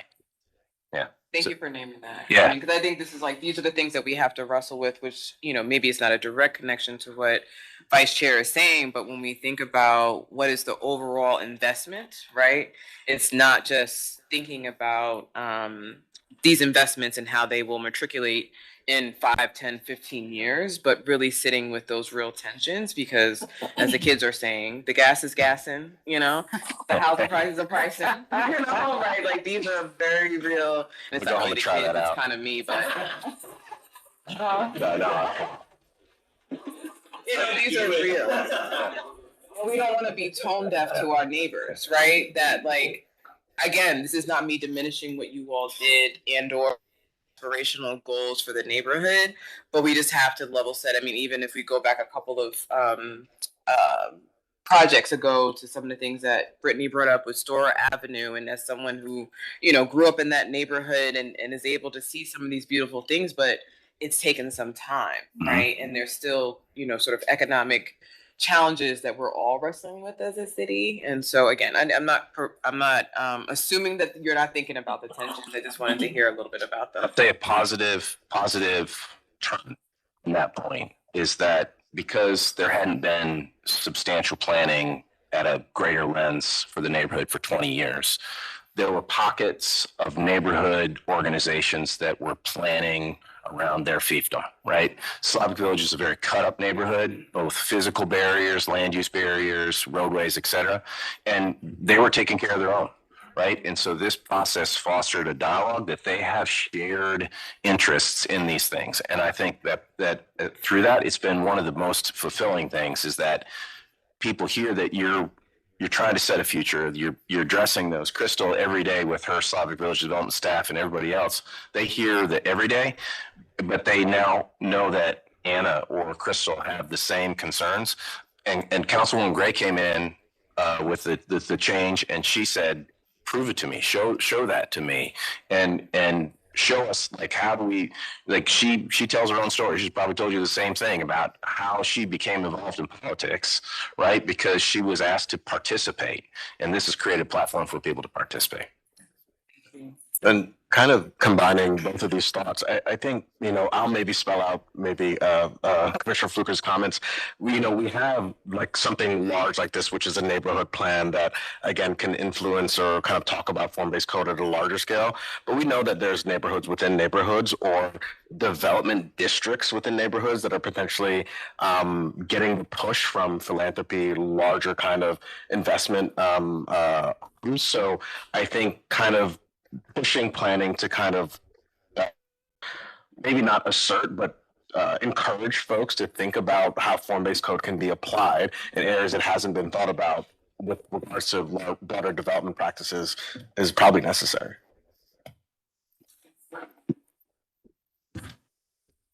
Hey, Yeah. now I'm trying to remember where we are. So, Madam Chair, lots of great conversation. nice seeing you all, but we're going to move on. I'd like to make a motion to approve Southeast Design Review item CSE 2026-004 Slavic Village Neighborhood Plan as presented. I'll second. We have a motion in a couple of seconds. I'll second the motion. Okay, thank you. Any discussion? All right, Anthony, Yes. Fluker, Yes. Gray Scott, Yes. Sargent, Yes. Slide, Yes. Whitfield. Yes. Motion carries. Thanks. Thank you all so much. Appreciate you. We're gonna have to hop back to the sign. Oh, they are here. Yep. So we could start with a motion to untable. Yeah. Where we be? 8. What page is that? Page 8. Madam Chair, I'd like to make a motion to take item number PRJ 26-012032 from the table for this proceeding. Second. Motion in a second. Roll call, please. Anthony, Yes. Fluker, Yes. Gray Scott, Yes. Sargent, Yes. Slide, Yes. Whitfield. Yes. Motion carries. Thank you. Welcome back. We are looking at the 24-hour drive-through sign at 14016 Triscuit Avenue. Mr. Ali. And so we did hear this a couple weeks ago. And so really, we just need you to focus on the recommendations that were brought forth during that meeting. And we can move through to the slides to get to that section. Thank you, Madam Chair. My name is Xavier Bay. I'm the zoning planner with City Planning. I'll just briefly reiterate the reason that this is here today. As you know, this applicant is proposing a freestanding business identification sign. The square footage area of the signage is staying consistent, but the applicant has modified the kind of design of the freestanding to be more of a monument kind of design. The proposal is in the same location here at the intersection of Triscuit and West 140th Street. Proposal is still in the same location in the residential side yard here of what used to be seemed like two different parcels, but now is a split zoned scenario. As you know, signs that are in design review districts come before this body because this body has the ability to vary the sign code. And so the primary criteria that this body should review sign variation under is design compatibility, design guidelines, also minimum variation from our zoning code. And so we actually noticed there was a slight mistake in the first presentation. We left out illumination of signs. So basically, the same variance is required the first time because the sign is still located in the residential district. And we had mistakenly left out the illumination of signs. You're actually not permitted to have signs illuminated in residence districts. And so those are the two variations that the applicant is proposing today. Thank you. Thank you, Xavier. Steve?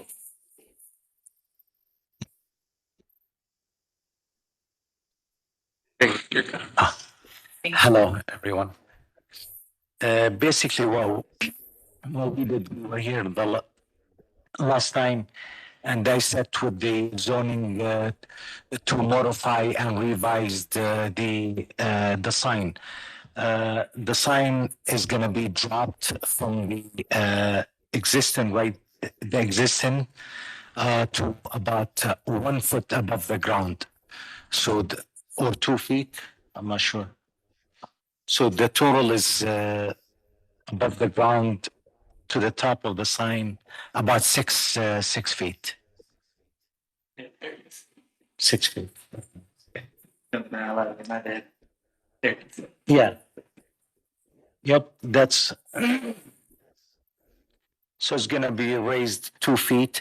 It was higher before. It was like approximate total 8 feet to the top of the sign. So you have a 4 feet below the sign. Now we dropped it to above the ground to 2 feet. And address it nicely, basically. Yeah. Anything else to add? Yeah, just to add, we did have time to bring this back to our local design review committee between the last hearing and today, and they recommended to approve with just one condition of dropping the sign an additional 1 foot for a 5 foot tall sign. And if you all are willing, we would recommend also one additional condition to work with staff to determine the appropriate lumens for the signage, considering that it's not illuminated. Illuminated signs aren't allowed in the residential district, so we just want to make sure that it's an acceptable light level. Yes. Thank you for that. Yes, that should not be any issues. Even though the owner of the drive-through, he lives first house. Right. So. Thank you so much. Thank you. Anyone present or online here to provide public comment on this drive-through signage? Hearing none, I will open up the floor to fellow commission members. No comment. I make a motion. What's the ordinance the number? Oh, I make a motion to approve. Oh, there you go. PRJ 26-012032, the drive-through signage, including the variances for allowing the sign to be located in the residential district, but then also allowing illumination within the residential district, with the recommendations from staff to lower the sign to an additional foot to overall height of 5 feet, and then also to work with staff on the final illumination output of the sign. Second. A motion and a second. Any discussion? Roll call, please. Anthony. Yes. Fluker. Yes. McCray Scott. Yes. Sergeant. Yes. Slife. Yes. Whitfield. Yes. Motion Thanks, carries. Nate. Thank you all so much. Thank you. Appreciate you. Have a great weekend. Thank you. All right, we're moving on to public art design. Our first item up is Tremont West, the dam Bortz mural located at 2406 Professor Avenue. Do we have Donna online? Yes. Okay. Donna, can you unmute just so we can swear you, or not swear you in, but just hear that you're able to tap in? Yes. Hello, Donna Gregonis with Tremont West. Hi, Donna, welcome. Terry, do you want to provide any context before she starts? Yeah, I'll just introduce the project. It is not in a design review district, so there was no neighborhood design review. I have been in contact with the councilman who's aware of the project, and I'm also in support. I'm going to go ahead and turn it over to Donna for the presentation.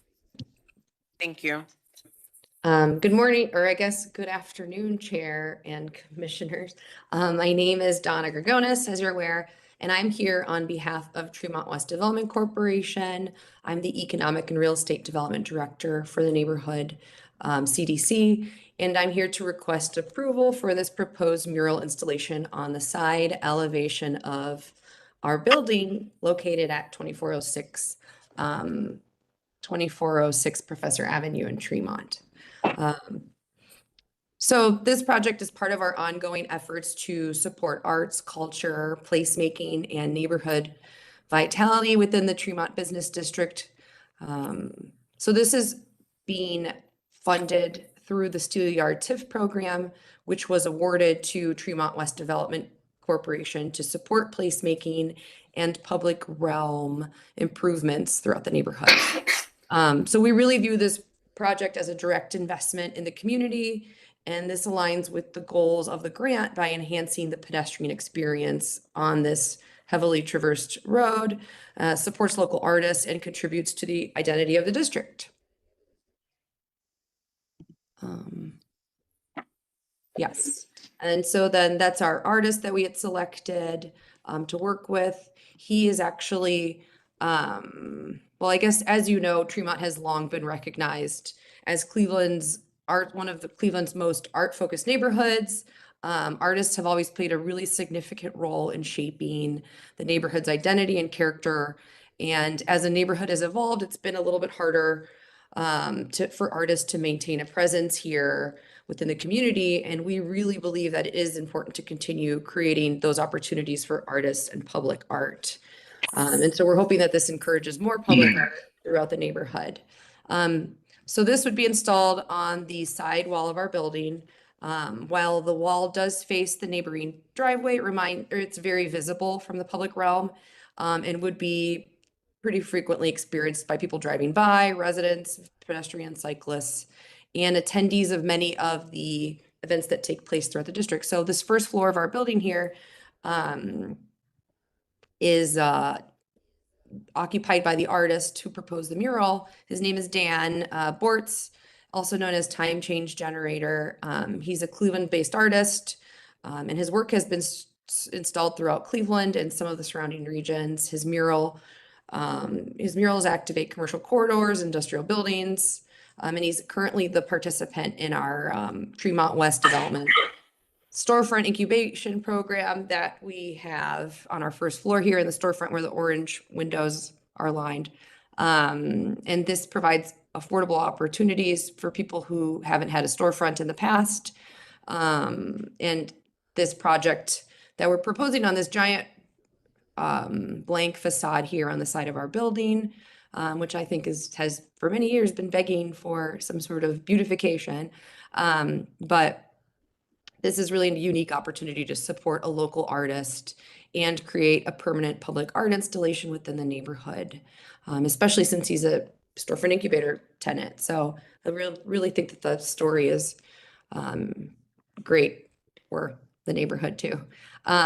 So the hope is that this project would not only enhance the building, but also encourage other public art throughout the district and really serve as an example of how art can continue to be integrated into the neighborhood as it evolves and grows. So we request approval of the proposed mural, and we are hoping to be able to have a little bit of flexibility for minor artistic refinements and contextual adjustments that would still remain consistent with the overall design intent and character of our proposed mural.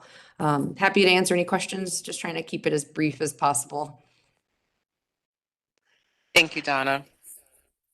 I think it's important to add too that there's no important historic details on the side of the building.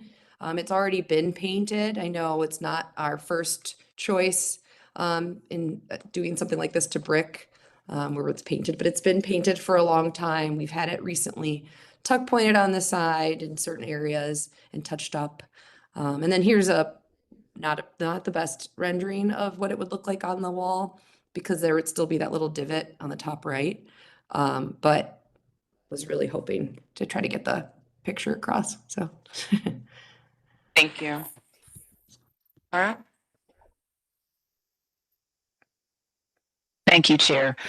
Yes, Dan Bortz has done several murals around the city. I think this wall is appropriate in scale for the type of artwork that he does and for artwork integration at all. There's no anything significant that would impede the artistic value. So I am hoping that this does get supported. You probably noticed there's a slight variation between the two renderings, so the artist would land somewhere in there. They're pretty significantly close, but gives you a basic idea of what it would look like on the road.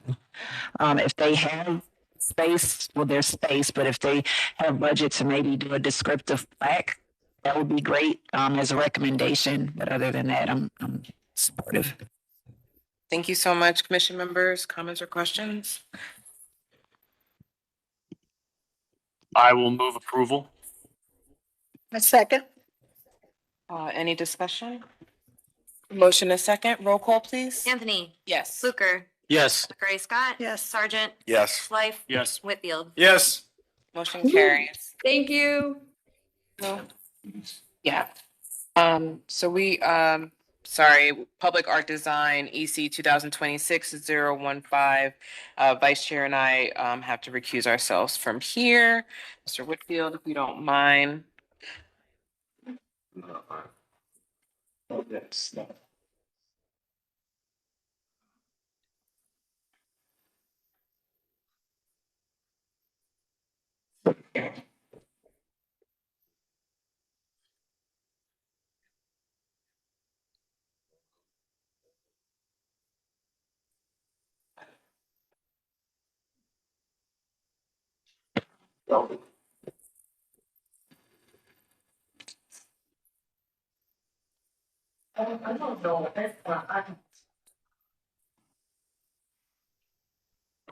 I think we're going to swear you in. Here, Mike. We're going to swear you in. Do you solemnly swear to tell the truth, the whole truth, and nothing but the truth for this matter now in hearing under penalty of perjury? I do. Thank you. You may proceed. Okay, hi everyone. Good afternoon. I'm Alon Gonzalez and I'm presenting on behalf of Land Studio in Midtown for a bridge mural project proposed for the East 55th and Euclid Bridge. So, you know, in the interest of time, this is just a little bit of context. You know, Penn Square was a historic transportation hub, ornate architecture, bustling transportation district. Serving the large residential population there. And it is sort of a shadow of its former self. And what we're trying to do here and what Midtown has been trying to do is recreate some of this bustling entertainment district energy. Next slide, please. Midtown has been doing a number of things and have been building off of years of neighborhood planning, public art planning, neighborhood vision initiatives like the Cultural Preservation Project, the Midline now, Warner Swayze project, which will be coming soon and has come through design review. And this is sort of some of the inspiration that we've pulled for what we ultimately would like to see Penn Square looking like. Want to bring recognition to community engagement, not just around this project, but around Penn Square as a whole. We've done various walking tours, gathered lots of feedback at Midtown quarterly meetings. We've done a project design workshop with youth at Fatima Family Center. And we've had a couple open houses about the project and an artist site visit, which I'll talk about later. Next slide, please. So I have some of the project goals here, but what I really want to call attention to is one of them is building a lasting, high quality public asset. You know, I will show the bridge as it looks now, and it was done about 10 years ago and is currently failing. And so that's a big part of what we're trying to do here, make sure that it's a lasting public art piece, but also, you know, because of its location, you know, it would be an obvious wayfinding element. It would be, you know, a great civic public art piece. You know, we want something that would celebrate cultural legacy, but also just activate Penn Square and serve as an artistic backdrop for the other phases of work that are planned to go here. So this is just the aerial view of the project area again. Current state of the bridge. So this is the health tech corridor mural, showing here some places where it's failing. It's okay. There are some places where it's failing, particularly on the east side there and in the northeast side corner there where it's really, really failing. Okay, next slide, please. So this is the selected artist for the project, Yinke Lori, Nigerian and UK descent. This designer was picked because of their extensive experience with infrastructure projects, but also because of their extensive experience globally for designing for entire spaces. We knew that this would be a multi-phase project, and Yinka started in like architecture and furniture design and then moved on to large infrastructure projects. And we thought there would be an opportunity not just to think about the bridge, but to also think about the surrounding areas and to do some continued work with him later in the future. The other reason is because, and you can go to the next slide, the other main reason, as you can see from his precedent artwork, is we really wanted something that was going to spark joy in his ethos and sort of methodology. He just gave a recent TED Talk all about how joy is inherited. Really, stuck with Midtown, and we wanted the bridge to be somewhat of a welcoming or in an entrance way for the east and west, but the north and south, especially because of how it's geographically located. So we really thought that his president work showed resonant motifs and themes that would be resonant for a wide variety of people. Next slide. So Midtown did sponsor a site visit for Yinka here, where he was able to tour significant areas of work in Midtown, including 66th Street, Payne Avenue. Obviously, the bridge itself. We held a community engagement gathering at Midtown Tech Hive, where he was able to hear from local residents about sort of their experience with the bridge, some of them noting that right now it's a shadow of its former self, quite literally, just because it is not necessarily the most pleasant experience just traversing underneath it.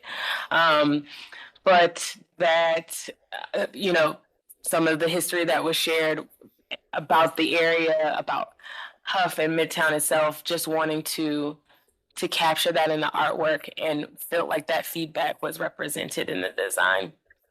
So this is the proposed design, and Yinka provided a statement about it, which I'm just going to quickly read. His artwork invites people of Cleveland to come together in a shared space. Within the piece, seeds represented through circular forms symbolize the collective effort people contribute, placing emphasis on input. It is small, intentional acts that you plant that allow growth to unfold naturally without force. These shapes echo both flowers and beginnings, with ripples of water move through the composition, reflecting how each contribution can nurture and sustain a community growing together. The work honors Cleveland's resilient and rooted communities. The people of Cleveland continuously shape what it means to create and sustain a place called home. So this is what it looks like superimposed onto the east side. And then the next one, and this is the west side. So we're only here today seeking conceptual approval. And our next steps are, we're working with Yinka right now. He's gotten surveying data from KS Associates to actually, take into account the paneling and some of the unique architectural features of the bridge, which our final design will reflect that. We have been working with Markley's Precision on exactly what process we will land on to implement the project onto the bridge, paying special attention to making sure the bridge is properly cleaned, sandblasted, prepped, and primed to receive the mural, because that was what led to its failing the first time. Tamarios, the company who originally did it, did not sandblast the bridge and simply spot primed it, and we believe that is why weathering and time has caused it to fail. So we've been paying special attention to what kind of paint we're going to use, what kind of prep and prime process we're going to use, and we're moving from the 3-coat system originally done to a 4-coat system, which we believe will be significantly more longstanding. Yes, thank you.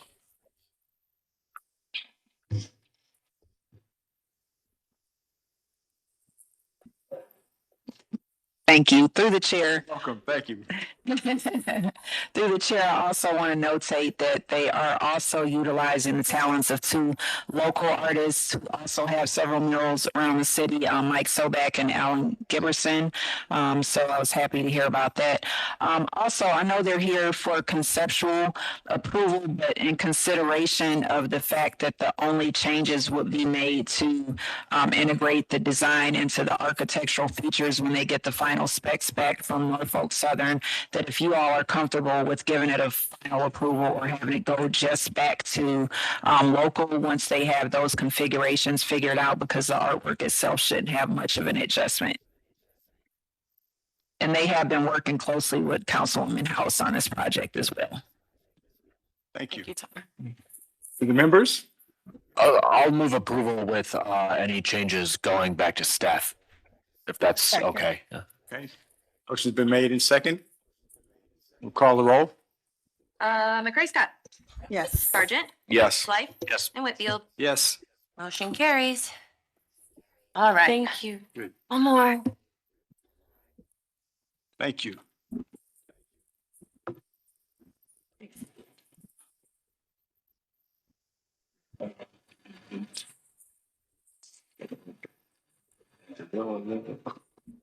Let's see.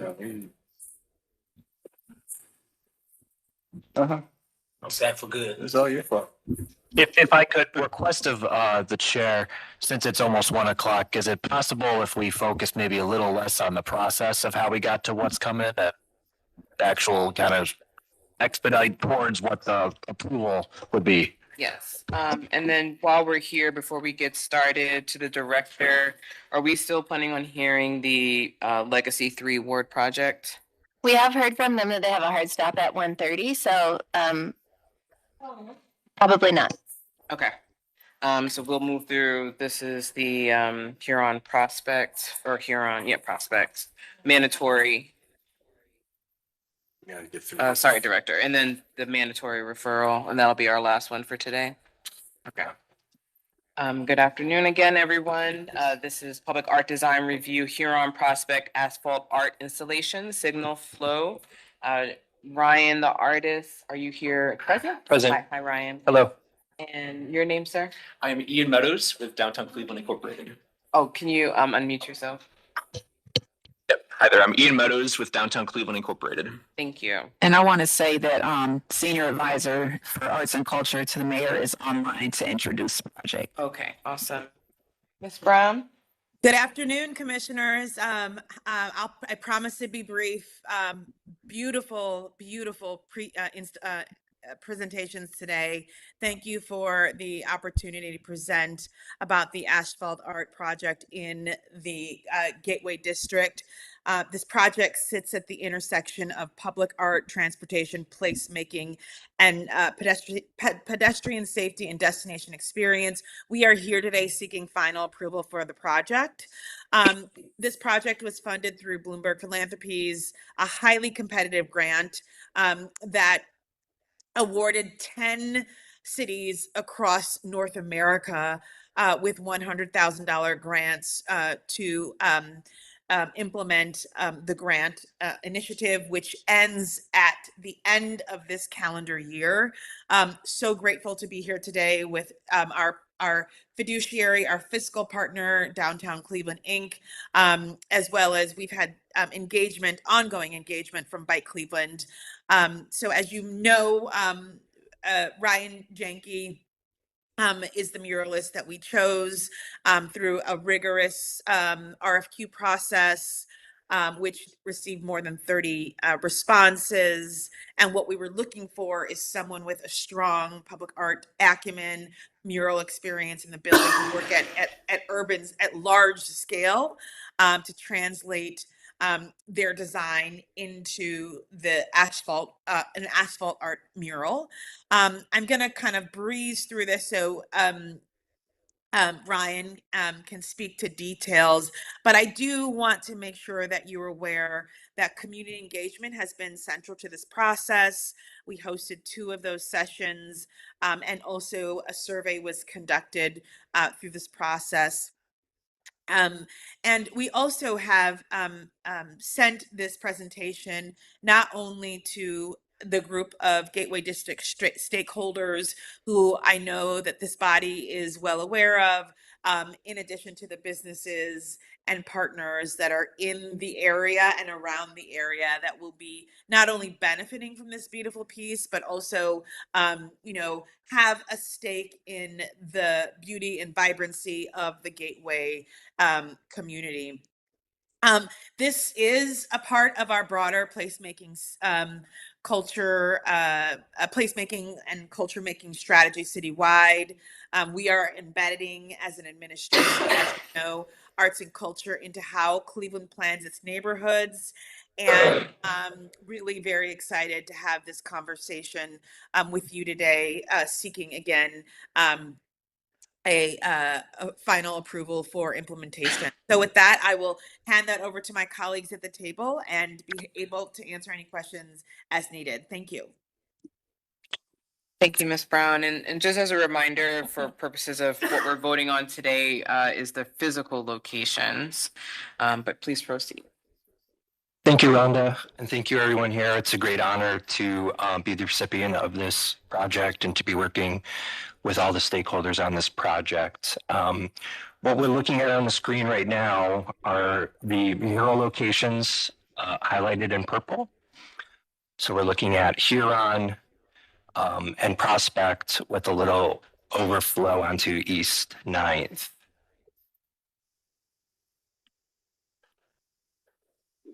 We're looking at various contextual images here with. Go back to the that plan was kind of confusing. So the locations are in purple and the pink is not part of this installation. Pardon me? The pink areas are not part of this installation. Yeah, here, let me explain that. So the areas in purple are the mural locations. The green signifies bike lanes, and the orange were potential mural locations that we didn't go with. Okay. This was an image supplied by the street plans, the architect that we're working with on this project. And just to add a little bit of quick contextual background, as you guys may be aware, this blocks of Huron and Prospect are some traffic conversions that the city has had in progress through striping and delineators over about the last year at this point. We do have a complementary initiative working through OHM with DCI and the stakeholders to continually adjust the exact details of the striping along this area. And so we can get into details of why we're not doing the other things if that's of interest to the commission, but just know that it has been a long process of working hand in hand with stakeholders, street plans, Bloomberg, the artist, to narrow in on these locations as sort of a critical mass.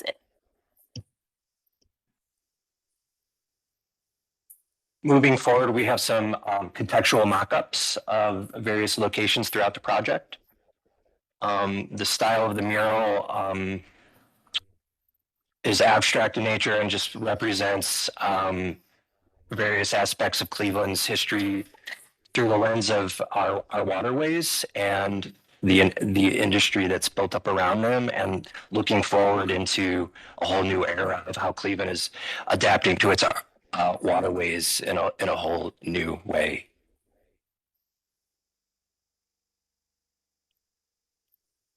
I just spoke to the concept, so there you go. There's another short description.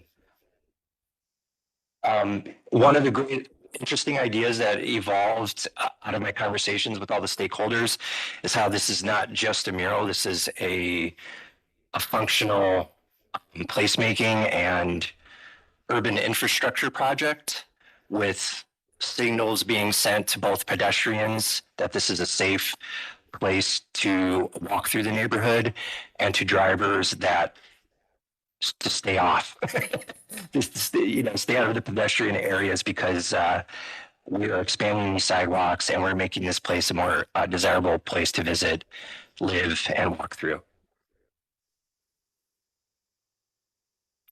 After a community engagement meeting, session number 2 on May 13th, there were a number of recurring themes that appeared.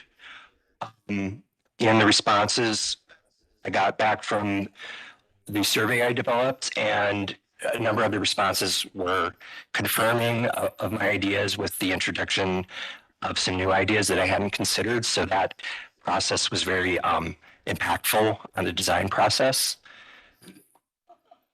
What we're looking at now is the color palette and swatches of the street bond material, which is the asphalt coating that we'll be applying. Like the slide says, this is an industrial coating, not a paint. It behaves in a very different way. It's an epoxy. Am I getting that right?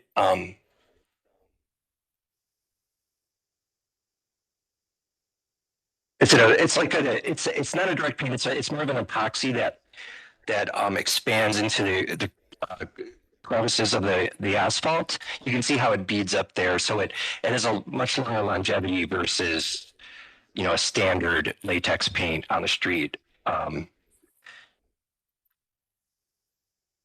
We will be inviting a number of volunteers to participate in this project. This is a massive close to 8,000 square foot mural. So we need all hands on deck to make this happen. And I'm really looking forward to getting started. Our current start date is scheduled for June 15th, and we will be, in theory, completing the project on June 30th.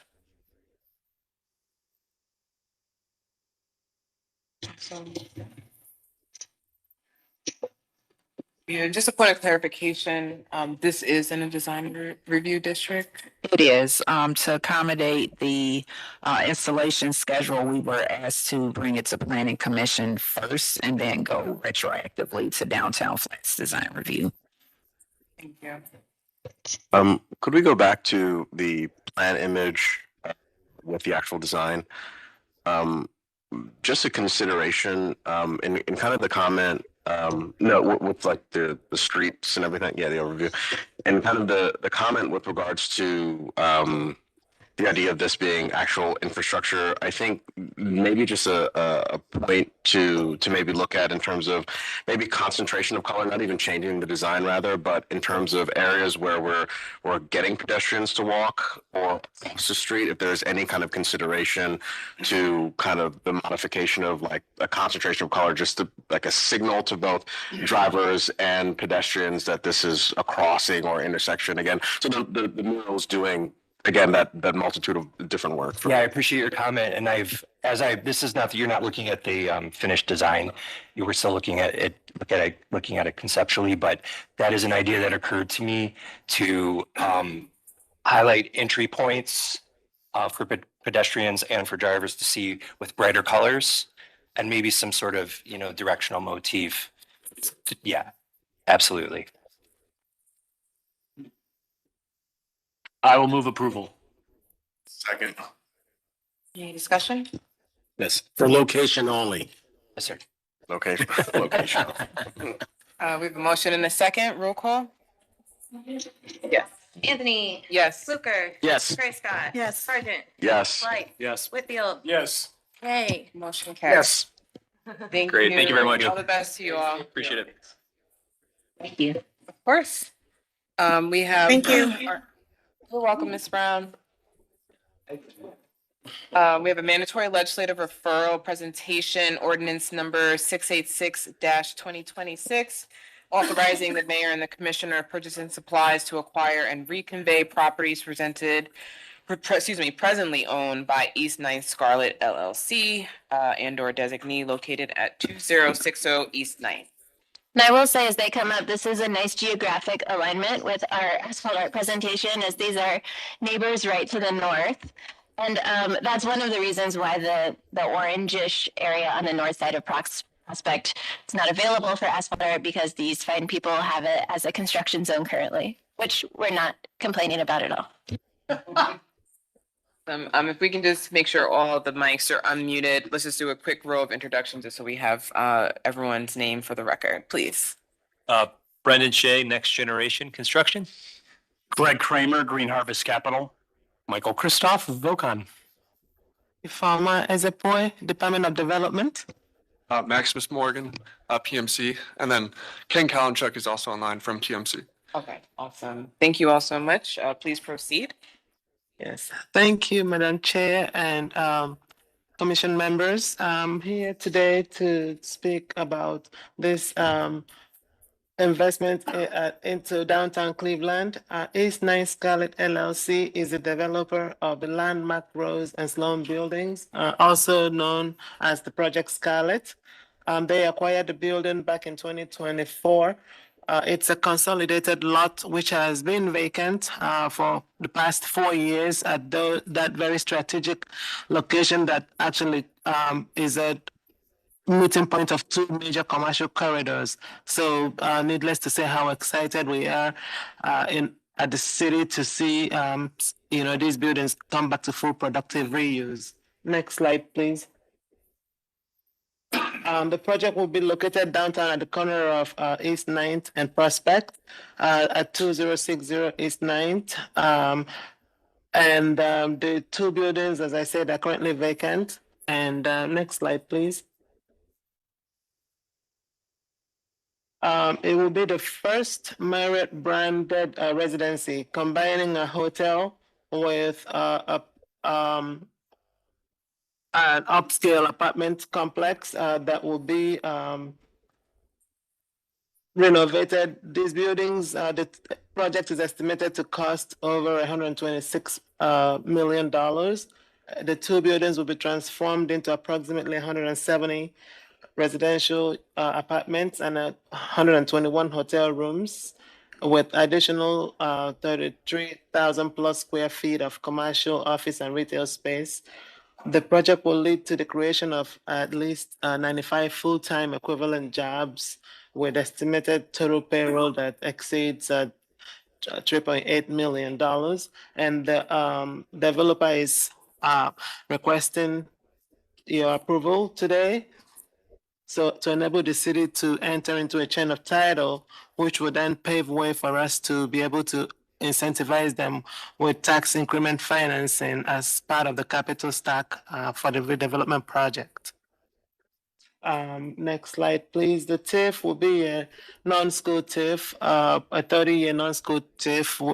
The school will be made whole, and because of this investment, we estimate a net increase of $29,724,571 in income tax, additional income tax revenues to the city, which without this TIF and without this redevelopment, the city would not see. So I thank you for the opportunity to present today, and I'm going to turn it over to the team in case you have any questions, and they will be able to answer as well. Thank you so much. Any additional context you would like to add? Thank you. First of all, thank you for the opportunity to speak before this committee today. We appreciate the time. Just for the record, I joined Green Harvest Capital June 1st of last year. Previously, I was with the Greater Akron Chamber for 19 years. The first project I started working on was Project Scarlet.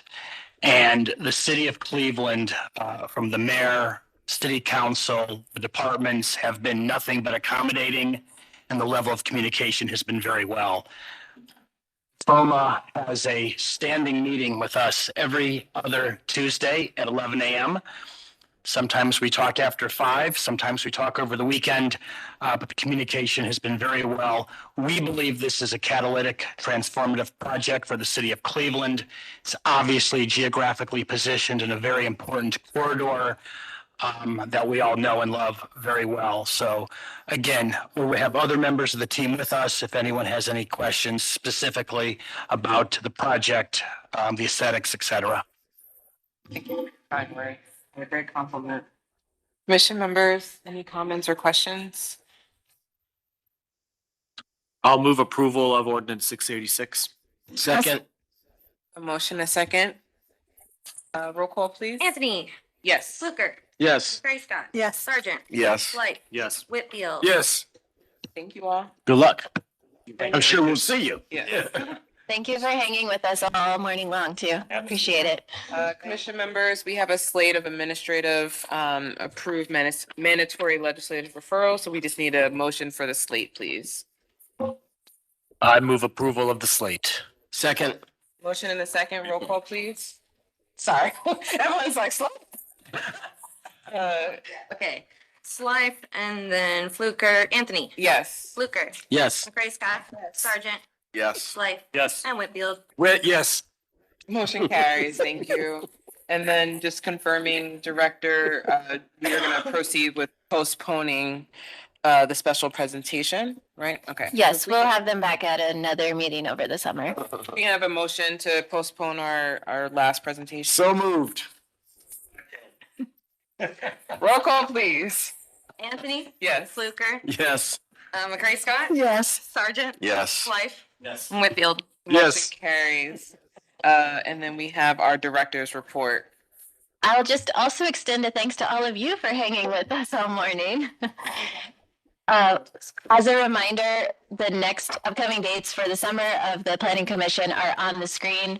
We'll have a little bit of an extra extended time before our next meeting due to Juneteenth. So we'll convene next on June 26th. And then in July, we're pushed to second and fourth Fridays rather than first and third due to the 4th of July holiday. We get back on our regular cadence in August. The only other thing that I wanted to mention is that we do have our Keithley Fellow who is with us from Cornell University over the course of the summer for 11 weeks. Her name is Suprita Vishnu Halava. She was with us a little bit earlier this morning. She's out on a neighborhood tour right now, but I'll bring her in to come and say hello and introduce herself to you. She's going to be working with all of our planners and Adam Davenport to help lay some groundwork for our comprehensive plan update in terms of data analysis and stakeholder engagement. So we're very excited to have her here. Thanks as well to Cornell University and the Keithley family for supporting her work in Cleveland this summer. Let her know I didn't mean to frighten her when I was looking for my hat. I will pass that on. That's where my hat